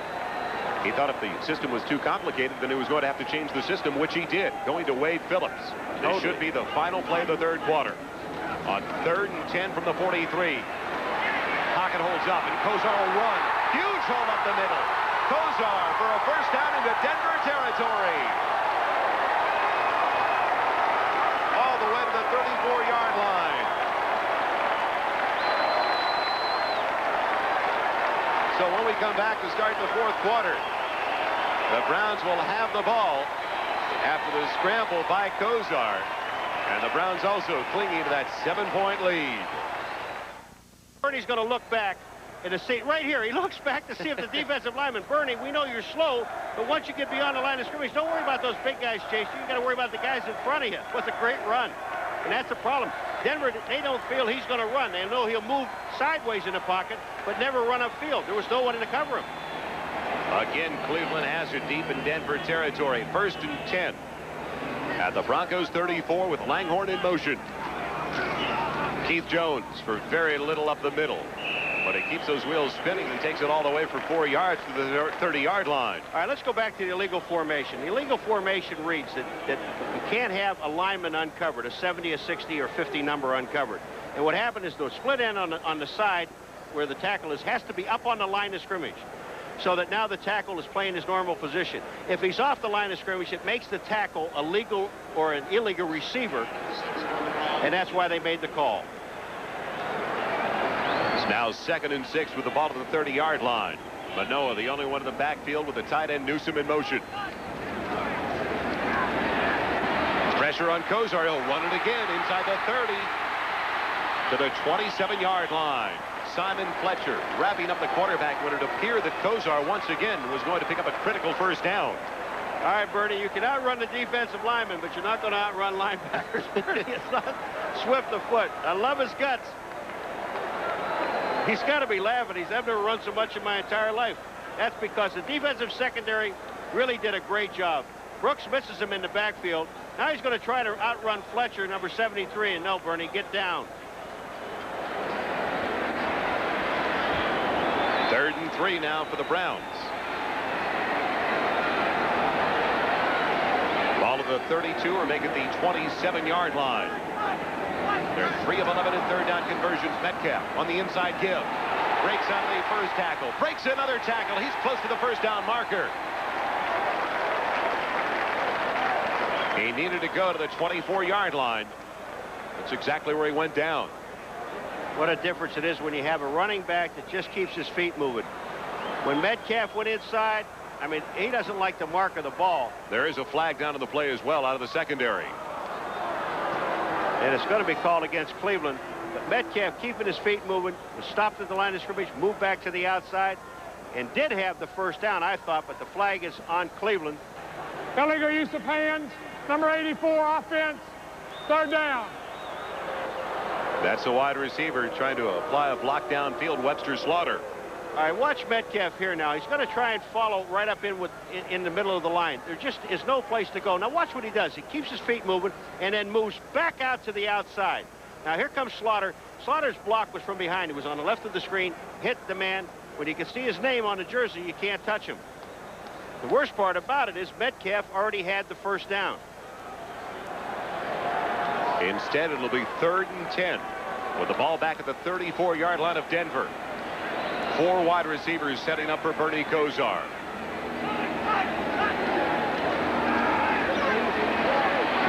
Kosar throwing it away as it was almost picked off. Threw it way ahead of his intended receiver, Langhorne. Almost intercepted by Randy Robbins. Kansas City still maintaining that 3-point lead. Houston adds to their advantage over Miami. One of the closest games of the day down at the Superdome. Pittsburgh looking for their 2nd straight, while the New York Jets try to even their record at 2-2. And Minnesota in control in the 4th at home. A couple of other scores. New England finally gets a touchdown with Doug Flutie guiding the offense today. And Atlanta winning on the road at Green Bay. Wagner in to punt it away. Bell back deep as Wagner will try to angle it, but it goes down the middle instead. And it hits just before the goal line. The Browns down it inside the 5. They love him again, Joel. Been a tough day for that young man, Brian Wagner. 3rd year out of Cal State Northridge. But he comes through early in the 4th quarter. We'll be right back after these messages from your local station. Back around their own goal line once again, starting with the ball. 1st and 10 at their own 4. And in the 4 possessions of the 2nd half of the Denver Broncos, they've started now at their own 4, their own 20, their own 8, and also the Denver 18-yard line. You thought you heard the noise when they were going in for the score. Wait till you hear it when they come try to get back out of here. Paul, I'm surprised they have not utilized Clarence Kay, the tight end. He caught 5 last week in the win over the Los Angeles Raiders, and usually when things are working well for Denver, Kay is in the middle of things. Well, you got Pat Kelly in there now, number 87 is a tight end. They send Melvin Bratton in motion. Play action for Elway out of his own end zone, and it's almost intercepted. Out of the hands of Mike Johnson. Well, Bobby Humphrey told us yesterday one of his biggest adjustments was trying to hang on to John Elway's rifle passes. It's got to be tough for a linebacker. It is. And Johnson was right there. He can walk into the end zone. He's reading Elway's eyes. His man actually is sitting in there and waiting for the back to come out, which is Humphrey. He doesn't come out, but Mike Johnson reads it so perfectly, and the ball hit him in the hands, and he dropped it. What an exceptional day it's been so far for the Cleveland defense. It's now 2nd and 10 for the Broncos at their own 4-yard line. Elway rifles it for Jackson. That's incomplete. Mark Harper, the cornerback, getting the start today due to the groin injury to Hanford Dixon. He has come up with some big plays as well. Clay Matthews was right in Elway's face, and that was just a bad pass because he had the wide receiver Mark Jackson open. Would have been a first down. I don't think John Elway's happy right now with Mark Jackson. They have Michael Young in there. Elway is complaining.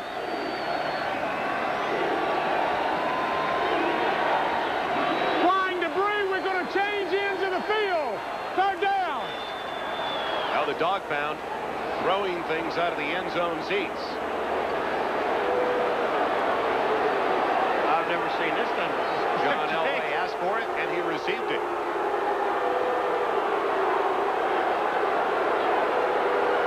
So it'll be 3rd and 10 at the 4 at the opposite end.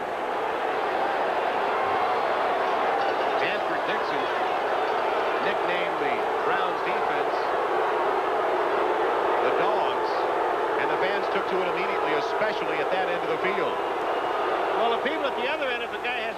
arm. He can hit him. It's only 30 yards. But I'll tell you, there's enough people at that end that can yell just as much as this end over here.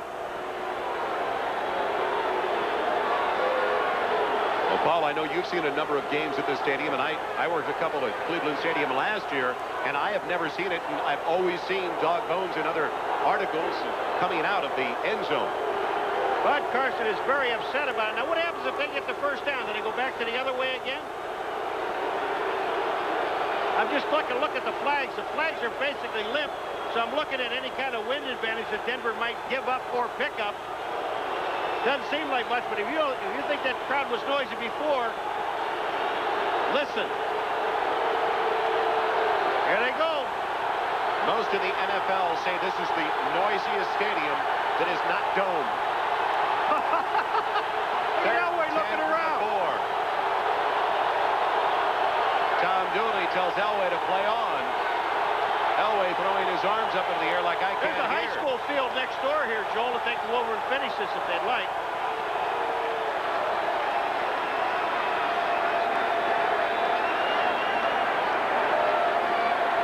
Now with the new rule in the NFL, the home team can lose timeouts after the first warning from referee Tom Dooley. And you really don't want to cause it in any game, but especially in this game, you know, when you're looking at how close this game is and remembering what Elway can do to you going up and down the field with him throwing the ball. He may be having a bad day so far, but that can turn around in a heartbeat. We have talked to the defensive captain to help control the noise. Thanks for your cooperation. Oh, you're very welcome. That disclaimer provided by Tom Dooley. And it's really going to help. And watch this.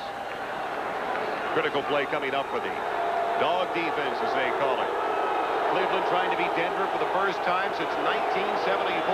And Denver yet to convert on a third down today. 3rd and 10 from the 4. Elway going deep and throwing it away. Flag down on the play. Young went to the inside. Jackson over to the near side. Pass wasn't close to either of those two receivers. Frank Minifield really upset when he saw the flag go into the air. It's going to go against Denver, though.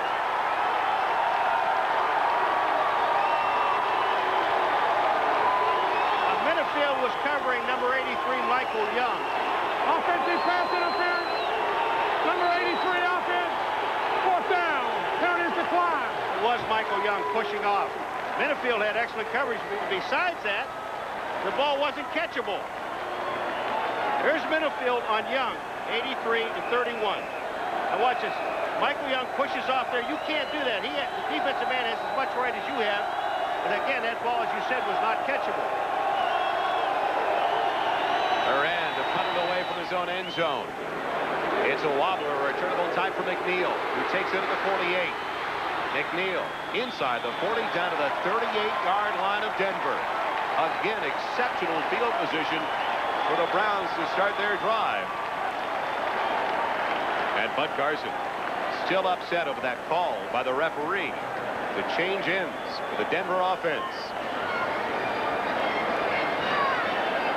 It'll be 1st and 10 inside the 39 when we come back for Cleveland. But while we were away, Bernie Kosar was trying to get Tom Dooley to turn things around one more time. 1st and 10. Cleveland's got it. Just outside of the 38-yard line of the Broncos. And Kosar will call a timeout.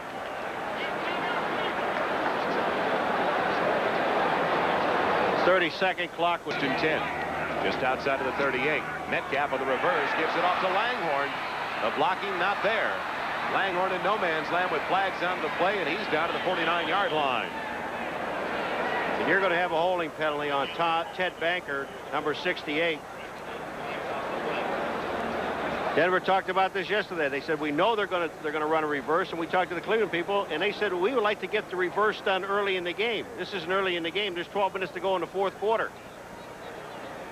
Again, though, Cleveland killing themselves with penalties when they get the great field position. They've had super field position all day long and have only been able to put 13 points on the board. And that's just by stupid penalties. Illegal use of hands.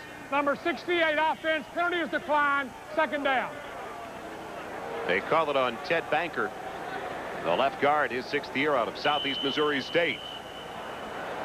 They'll decline the penalty because it was a loss of 10 yards. The average drive for Cleveland has started at their own 48-yard line. It's now 2nd and 20. Back at the Broncos 49.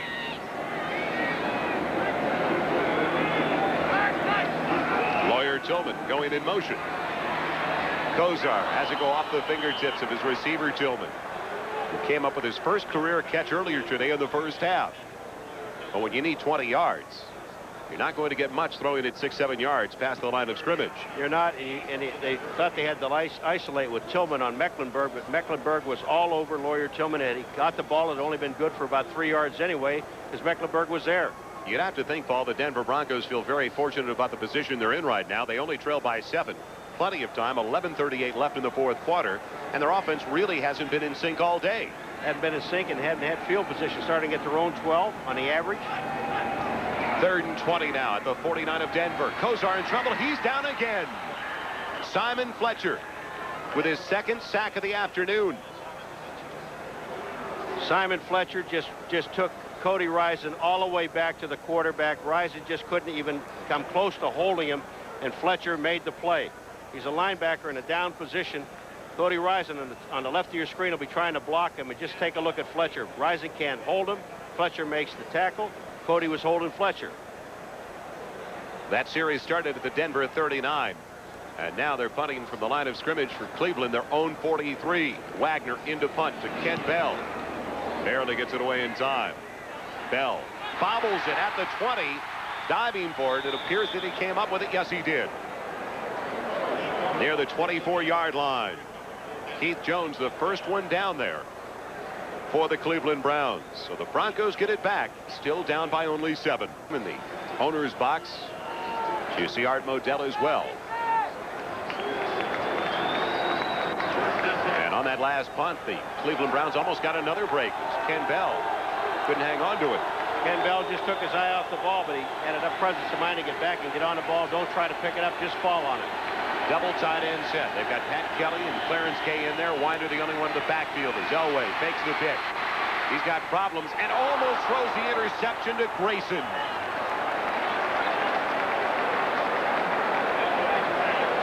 They still can't find the tight end. Well, when you're forced out of the pocket, Robert Banks is in there, number 97. Here's Benefield covering, but look at Clarence Kay, number 88. You think he isn't open? Nobody is covering Clarence Kay at all. But Elway's running for his life, and Grayson drops the ball. That's 2 linebackers drop 2 balls to stop a drive in great field position. 2nd and 10 now for Denver, their own 24-yard line. Elway's just frustrated, Joel. He has to be. Sewell's the motion man. Winder the single set. Elway with time again. Throws an interception, this time to Grayson. To the 30. Gets a block to the 20. Flags down on the play, and he's out of bounds at the 10-yard line.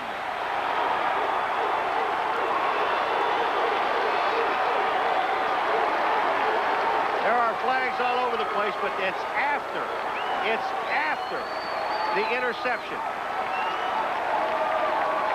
The 3rd-year man from Fresno State wasn't going to drop it this time. Elway was trying to hit Pat Kelly, number 87, with the ball, and there was just no place to throw the ball. The Browns were sitting in a zone defense. I think it's a block afterwards, and it might have been... After the interception. Hairston. Illegal use of hands, a block in the back. Number 78 on defense. First down, Cleveland. All right, we're going to look at Grayson here and watch it. He's just going to come back in here and play center field and read Elway's eyes. When Elway throws it, going to hit him right in the hands with it. He's trying to hit Pat Kelly, number 87. Now watch Grayson move into the picture. There it is right there. Pat Kelly is there. Grayson gets there first. He dropped 1. He said, I'm not dropping 2. And you see the block from behind by Hairston on Winder. Cleveland has the ball in great field position again. They're at the Denver 33-yard line. 1st and 10. They come out in the eye with Metcalf behind Manoah and Langhorne in motion. It's Manoah banging it straight ahead inside the 30 to the 28-yard line for a gain of 5. Now let's see if they go to the ground. Try to take some time off the clock with 10:45 left in the fourth. Well, they're bringing Keith Jones in to run back there with Manoah. And I just got to believe that Bernie Kosar and the Cleveland Browns are going to try to keep it on the ground. They're inside 10 minutes and 30 seconds in the fourth quarter. And here's where they just used the blocking of their offensive line and Manoah, number 42. 2nd and 5. The ball at the 28-yard line of Denver. 7 men on the line of scrimmage for the Broncos. Kosar taking his time, getting under his center as he watches the play clock in the end zone.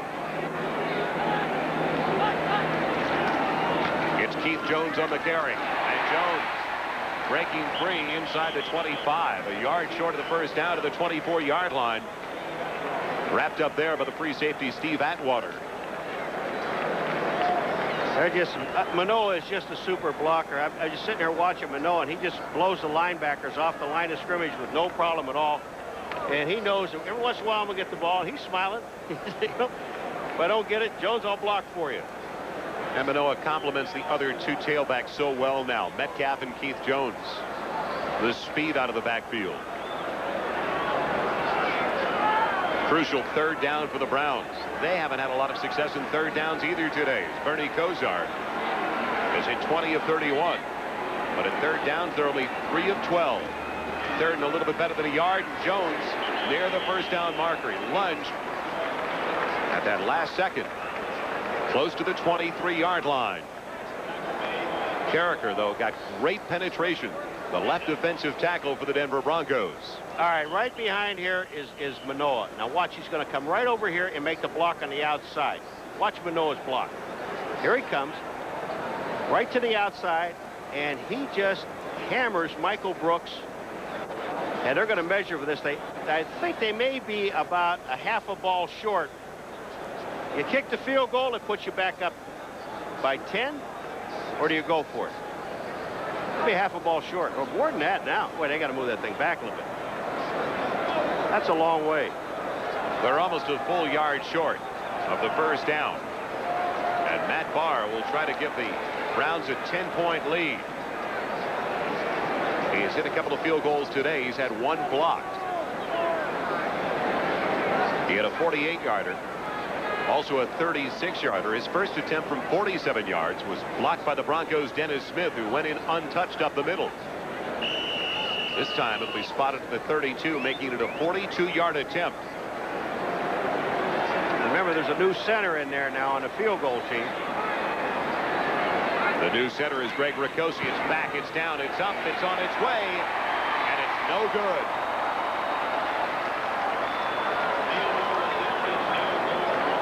So it stays a 7-point Cleveland lead. Even though, once again, they got the ball in incredible field position in Denver territory. It just amazes me the number of... Started with the ball in Denver territory. Winder on the 1st and 10 carry. Belton as soon as he gets it past the 25 to the 27-yard line. Al Baker, Mike Johnson combining for the stop. What a long day, though, it has been for John Elway. 3 of 15 for 127 yards. And he had that 1 pass picked off in the last series by David Grayson. And you wonder why, you know, he's not throwing the ball to Sewell and all the other people. He's got Jackson and Johnson and Clarence Kay. He just hasn't had the time. 2nd and 7 with the ball to the 27, the delay to Bobby Humphries. Bobby Humphries with room across the 35. Out to the 40-yard line for a Denver first down. And this is a draw play. The Cleveland Browns sitting back thinking that Elway's going to throw the ball, and he hasn't had that much success. 26. You're going to see it right now, Bobby Humphrey. But just look at the good-looking blocks by Alexander up in front, which is also called a hold. I just can't understand how the officials miss them when they're right in the middle of the field and they're right in front of you. Alexander in front of Humphrey with Jackson in motion on 1st and 10. Fake on the reverse. Humphrey can't get away from the cornerback in the free safety Thane Gash. He's dropped at the original line of scrimmage, the 40-yard line. Next Sunday, join NBC Sports for Week 5 of the NFL season, beginning at 12:30 Eastern with Bob Costas, O.J. Simpson, and NFL Live. Then our exciting regional coverage, highlighted by some great hard-hitting matchups. The Bills' Machine Gun Kelly leads Buffalo into the Hoosier Dome to battle Eric Dickerson and the Indianapolis Colts. plus other regional action. So check local listings for the game and the time in your area. 2nd and 10. Flags down to the play. Humphrey across the 45, spinning up near the 49-yard line. Again, Gash wrapping up the running back. But there were flags at the line of scrimmage. And Clarence Kay tells us offside against Cleveland.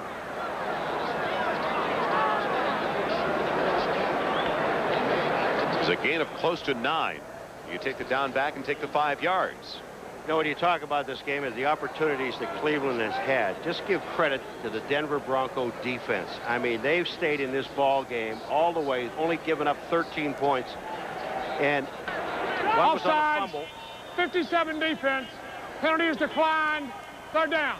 Remember, the fumble came by Michael Dean Perry, and all of a sudden, right off the bat, they get a touchdown. But that's 2 field goals after that. This defense of Denver, you've got to give an awful lot of credit because they've hung in there all day long and have not had any help, and I mean any help, from the offense. And that defensive front 3 for Denver in particular has put a lot of pressure on Bernie Kosar. On 3rd and 1, they get the first down. John Elway with the quarterback sneak to the 49-yard line. Does this look like overtime to you? I think I said that about a half hour ago, that it looked like a dead cinch for overtime. But you bring up a good point, Paul, because the secondary for Denver has 3 new starters in there, joining Dennis Smith. And a very aggressive Denver defense. They don't sit back and wait any longer. They gamble. They take chances. 1st and 10 at the Cleveland 49. Vance Johnson in motion. Elway close to another first down of the completion, but flags are down on the play again as it's taken into the 39-yard line by Mark Jackson. This time, illegal use of hands against Denver. Seems like the second half it's been about a flag every other play. Well, it's like 3 steps forward and 6 back. Illegal use of hands. Number 60 offense. 1st down. They call it on the left tackle, Gerald Perry, in his 2nd year out of Southern University.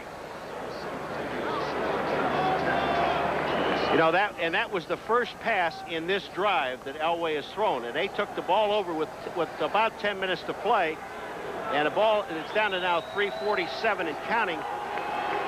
5 minutes to play? 5 minutes and 47 and counting. Sorry, I said 3 minutes. 1st and 20 now for Denver at their own 41-yard line. 3 wide receivers in the pattern. They brought in Sewell. Pocket collapsing. Elway, though, going for the bundle for Sewell. Sewell's got it to the 10. All the way down to the 5. And he worked against Frank Minifield. Okay, we kept saying, you know, why doesn't Elway throw to Sewell downfield? Well, when you have enough time to throw the ball, and Elway had all the time in the world, Sewell just gets to the inside of Minifield, and Minifield is one of the best, and beat him to the inside. They have the ball at the 6-yard line. Here's what I'm talking about, Joel. This makes a heck of a difference to a quarterback when you can stand there and look over everything and wait for your wide receiver to get open. Excellent blocking by the offensive line. 1st and goal at the 6. The give to the fullback, Alexander. Bottled up right at the line. Clay Matthews stuffing the play completely.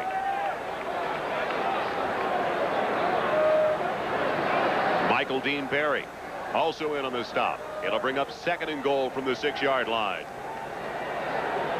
How often do the Denver Broncos go down to 4:20 left in the game without a touchdown on the afternoon? Now here's another look. The Browns are going with 3 defensive linemen and 4 linebackers. They brought in number 51, Eddie Johnson. The rookie's in the backfield, but Elway will throw on 2nd and goal. Firing for the tight end. It's low and incomplete, looking for Clarence Kay.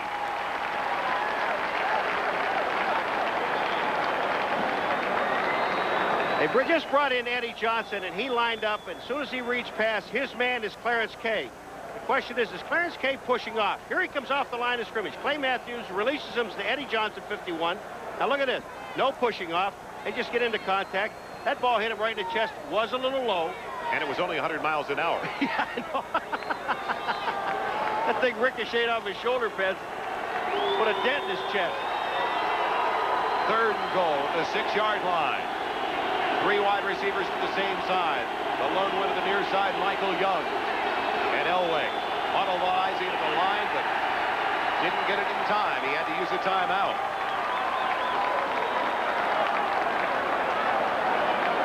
Elway again pleading his case to Tom Dooley that Winder couldn't hear my audible eyes from his set as the tailback.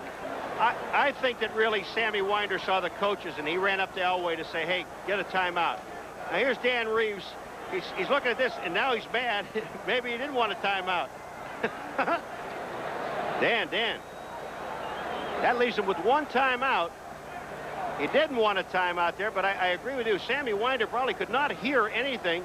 And if there is an audible down there, if you're going to call one, now don't tell me they're going to move this thing again, are they? They're going to take it down the other end again? No. You don't They're think not so? moving in that direction now. And nothing is coming out of the end zone stands. It's at the 6. 3rd and goal. 4 minutes, 2 seconds left in the 4th quarter. Joel, this is 4-down territory. I got to believe that. They don't want to come out of here with a field goal. They want to come out of here with 7 points. They're trailing by 7, 13-6. They go with the same formation. Sewell, the only one in the backfield. Elway out of the shotgun with flags in the air. Hits Johnson. Touchdown, Denver. Flags on the opposite side of the field, though.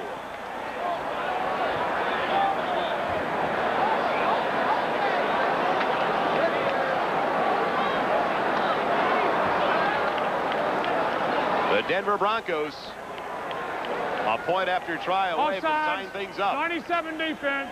Penalties is declined. Touchdowns. Vance Johnson with the first touchdown of the day for the Denver Broncos. And Vance Johnson comes all the way across the field to get this ball, and there's just no way, even with the coverage. Gash was there, but excuse me, that wasn't Gash. It was Braggs that was there, and just no chance. Treadwell tries to tie it up out of the hold of Kubiak. And it's all even in Cleveland. You figured it was going to be a struggle coming in today. And it's turned out to be a defensive battle. Eric Metcalf, the man in the middle, waiting for the kickoff from Treadwell. High one, but a very short one, taken to the 12. Metcalf looking for room. Up the middle. Pounced down. Across the 25. Down to the 27-yard line. Other scores around the NFL. Cincinnati with their first lead over the Kansas City Chiefs in the 4th quarter. Houston demolishing Miami. Washington on a Low Miller field goal. Still with the lead in the 4th quarter at the Superdome. Pittsburgh trailed early. 3-0. That's the only time they trailed today. Atlanta and Green Bay. A close one. The home of the Packers. 1st and 10. Kozar from his own 27. Over the middle, and it's intercepted. Intercepted by Denver's Mark Mumford. He's hit down from behind at the 33-yard line of Cleveland. It looked so good just a few minutes ago for Cleveland in trying to win for the first time since 1974 over the Denver Broncos, but it's disintegrating in a hurry. We kept talking about this Denver defense and how they just stayed in this ball game and stayed in this ball game. They had poor field position the whole time. And just watch what happens. Mumford 51 is a linebacker. He's reading Kozar. He sees him looking to the inside to Slaughter and just makes the play. The safeties were there. Atwater was there. No problem at all. Great play by the linebacker. We're seeing linebackers with more action today than I've seen in any ball game. Humphrey Ratton in the backfield on 1st and 10 from the Cleveland 33. Misdirection to Humphrey. Ran up the back of his own blocker. Only gets a yard. Mike Johnson making the hit. This is the first time this afternoon that Denver has started a drive in Cleveland territory. And it comes with 3 minutes and 25 seconds left. And this game is tied, and that's that defense. And you just can't say enough for Wade Phillips' defense. Just stayed in there. They hung in there and hung in there. You know, you can only contain Elway for so long. And this offense, and it is a high-powered offense, and it is a high-risk defense by the Cleveland Browns. Now they've got their backs to the wall. for the first time in this ball game. 2 tight ends, 2 wide receivers in the formation. And Bobby Humphrey, the only one behind Elway on 2nd and 9, the 32-yard line. Elway has Johnson again over the middle. Near a first down. He's got a first down to the 22-yard line. So difficult to go man-on-man with Vance Johnson. All right, that's Harper out there with him, and he's going, they're all man-to-man. In the entire secondary, it's man-to-man. Johnson there, Harper is just trying to stay with him, and Elway, talk about 100 miles an hour. That thing was 100 miles an hour. But the whole defensive secondary were all man-to-man coverage because the Browns just came with that high-risk defense of theirs with a full-scale blitz. Alexander brought in the play. He joins Bobby Humphrey in the backfield. 1st and 10 at the Cleveland 22. It's Alexander breaking tackles inside the 20, down to the 10-yard line. Another first down for the Denver Broncos. The 2-minute warning at Cleveland Stadium. It's all tied at 13. A snake bit. Art Modell, the owner of the Browns, looking on from his box with Bratton in motion. 2nd from the 8. Winder. Lacked up in the backfield. Fumble. Who's got it? Cleveland recovers.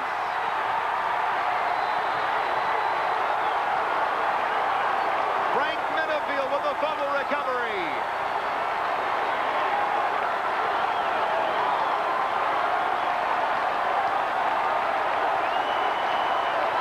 Mike Johnson with the big hit on Sammy Winder. I said a high-risk defense, and these guys put an awful lot of pressure on you. There's Modell talking to Jimmy Brown. But you take a look at it now. Here comes Winder, and he's trying to get to the outside. And look at Johnson. He is right there and makes a play and just strips the ball out of Winder's hand. Minifield in on the play. They've got 1 minute and 42 with only 1 timeout.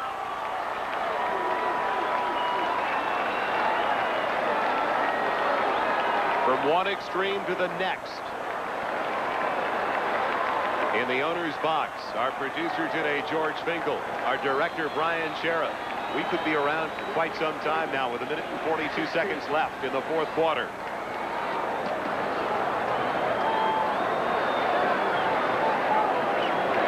After further review, the play will stand as called. First down.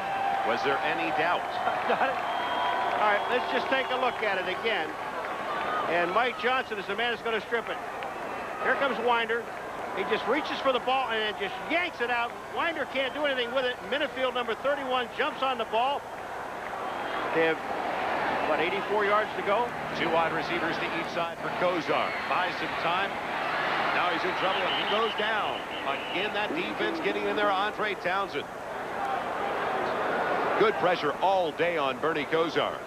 There was excellent pressure on Kozar, and they're in a hurry-up offense, but Kozar did the smart thing. Don't make a mistake and throw the ball away here. If you have to, we'll go into overtime. That's what he's telling his players. Sack is a loss of 3 back to the 13. 2nd and 13. Little one to Brennan. Hangs on after he was hit immediately by Carl Mecklenburg. It's out to the 20-yard line, bringing up a 3rd. 3rd and 6.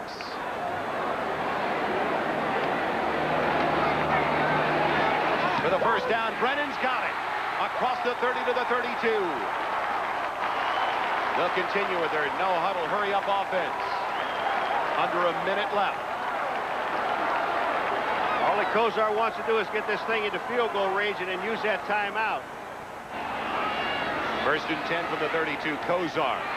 For Langhorn, breaking the tackle. Can he get to the sideline? Across the 45 to the 47. I thought he'd head for the sideline. You should use a timeout right now because it's going to take too long to get these guys back in the huddle. You can always throw the ball into the ground. I think that's what he's going to do, or he should do.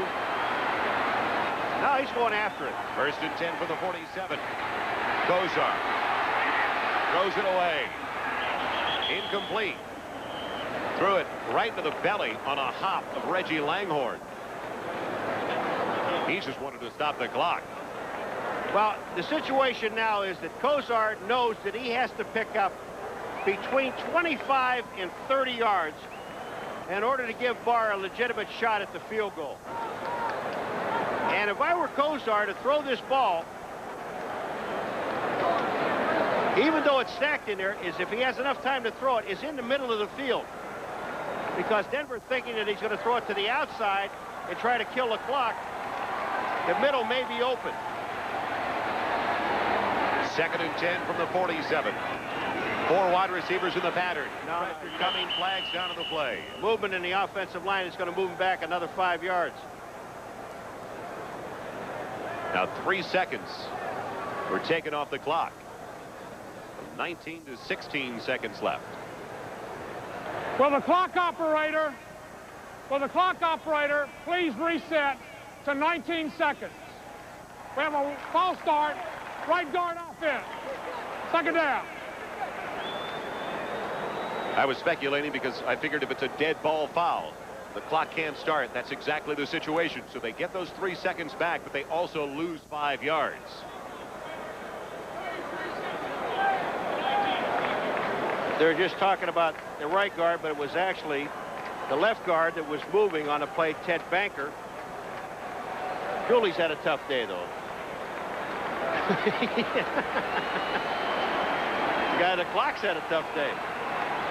2nd and 15. The ball back at the 42-yard line. Kozar and the Browns.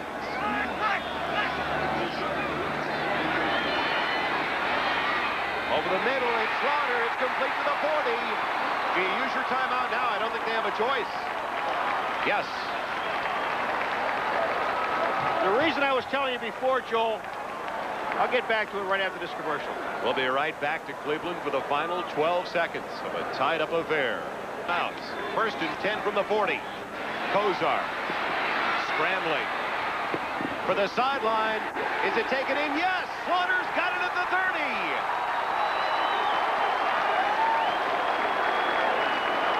Tiptoeing on the sideline. Incredible catch by Slaughter. Slaughter had 2 guys out there, and Langhorne almost reached for it. He thought it was for him, and it ended up in Slaughter's hands, and Slaughter makes the catch. And Langhorne got hurt on the sideline. Now it's going to be a 48-yard field goal by Matt Barr. As long as last year a 47-yarder, his career best back in '86, a 52-yarder. Bad snap, he gets into it. Is it good? Yes, it is!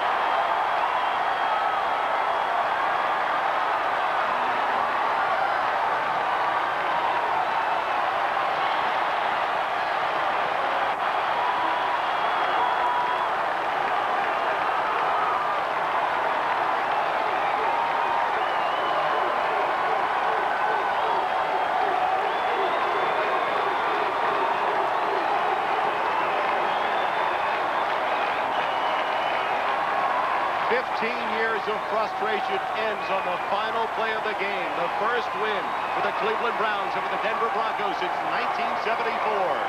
And I said to you at the beginning of this game, Joel, in the first quarter, you want to see a great defensive football game. You have just witnessed one of the finest defensive football games I've seen in a long time. The Cleveland Browns had so many opportunities to put this game away, but made stupid mistakes on penalties. But you've got to give credit to the Denver Broncos defense and especially their secondary. What great coverage and what a great job the defense did. It's a shame that one of these teams had to lose this game. Paul, it just barely made it over the crossbar. A 48-yarder by Barr.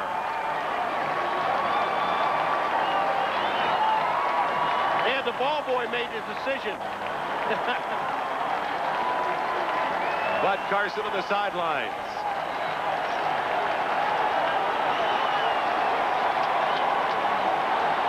That stops the 10-game winning streak by Denver over Cleveland.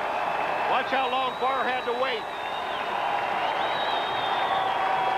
Look at him. He's still waiting. Get excited. it, man. He just won the game. Let's not forget about the placement by Pagel on a snap that skipped back to him and still had time to spin it around.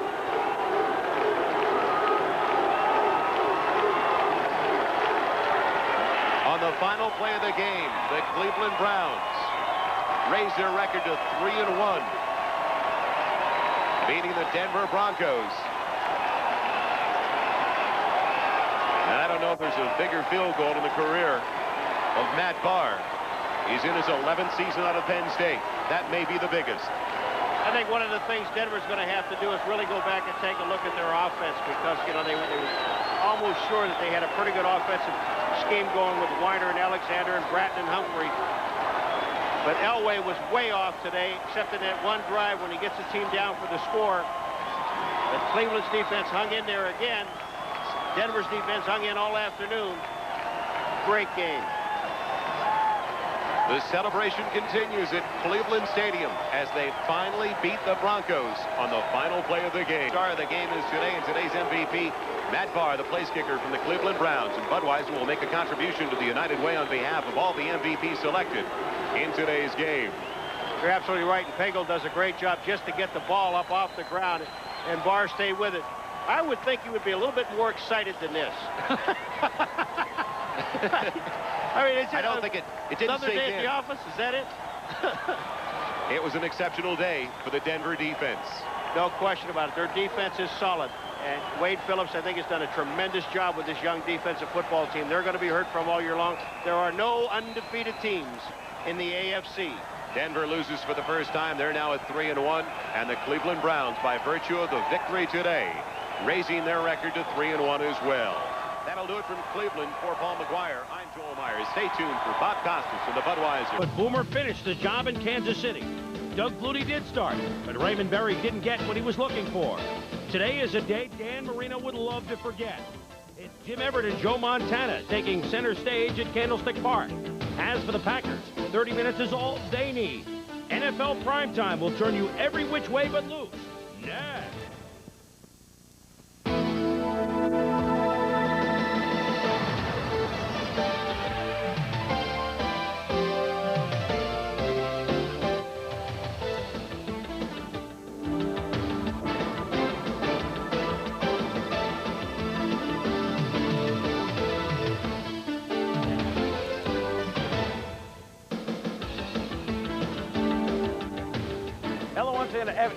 Hello once again, everybody. Welcome to NFL Primetime. We're so excited. We got so much to tell you that sometimes the mouth works faster than the brain. Hi, everybody. I'm Chris Berman. Joining me, as always, our team here, our friends, Tom Jackson, Pete Axtell, John Saunders. See, when you take it slow, it all works. Let's get you updated now on the 4 late games around the National Football League.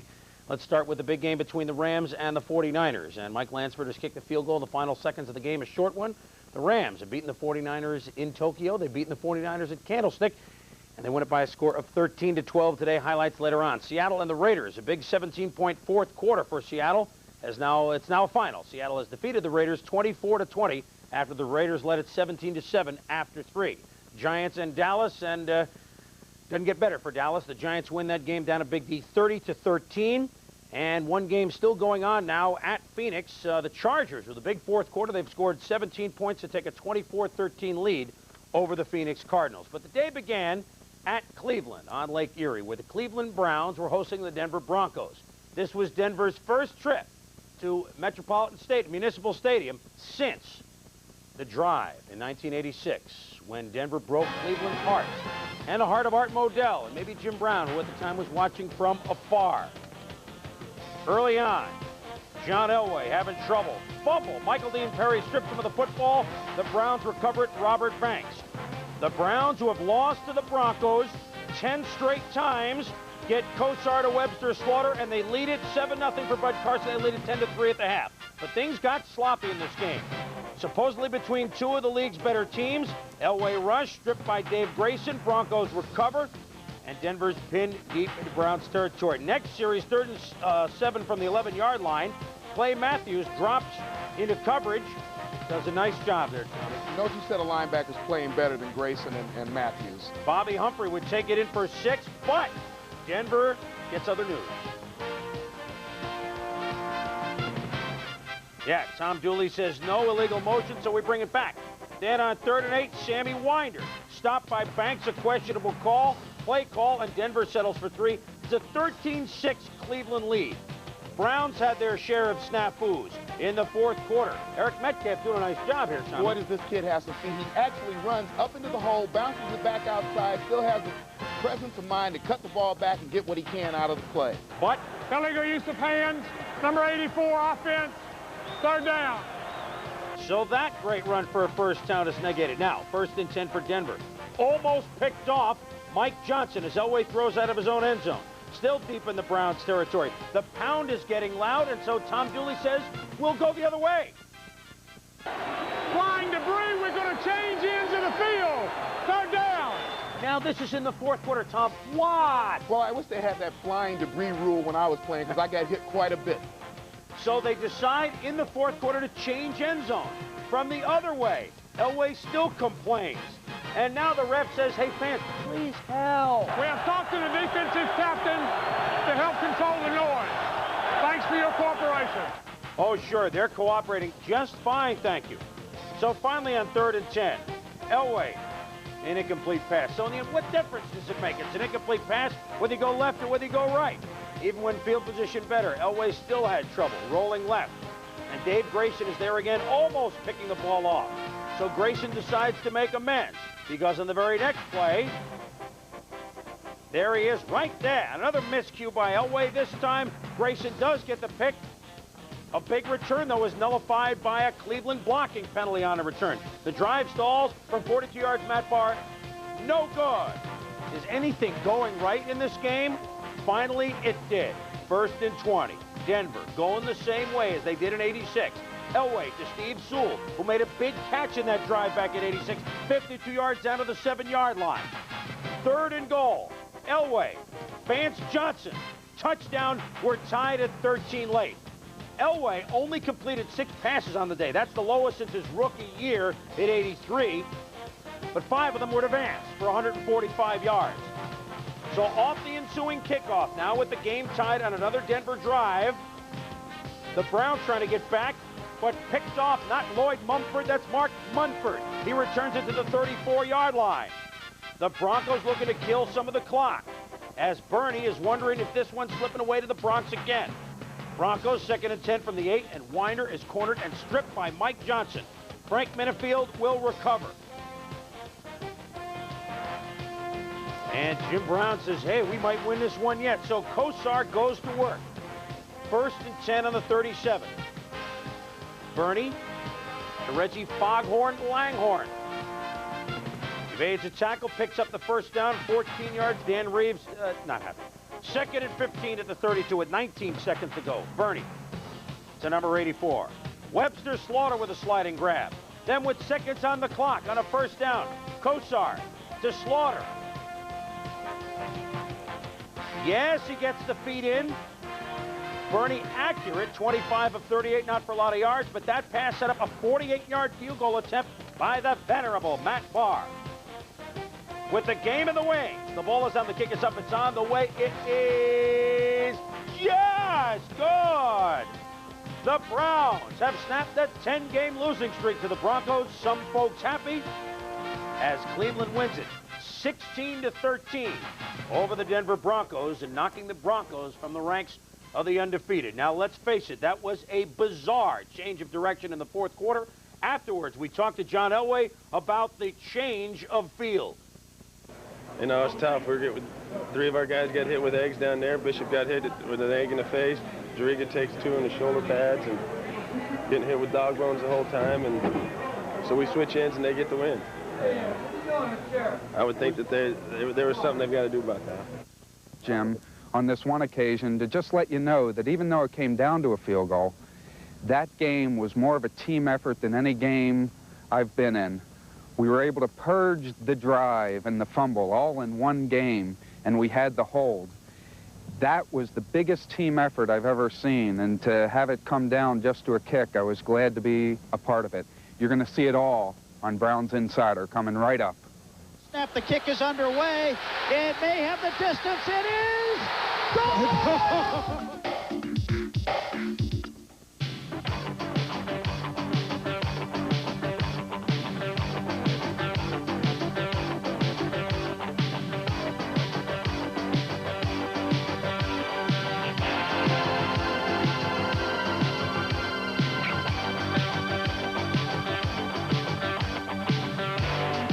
Brown's Insider is brought to you by Ed Mullinax Ford, Easton Wickliffe, Weston Amherst.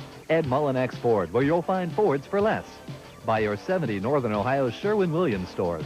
For quality paint, wallpaper, window treatments, or floor coverings, ask Sherwin-Williams.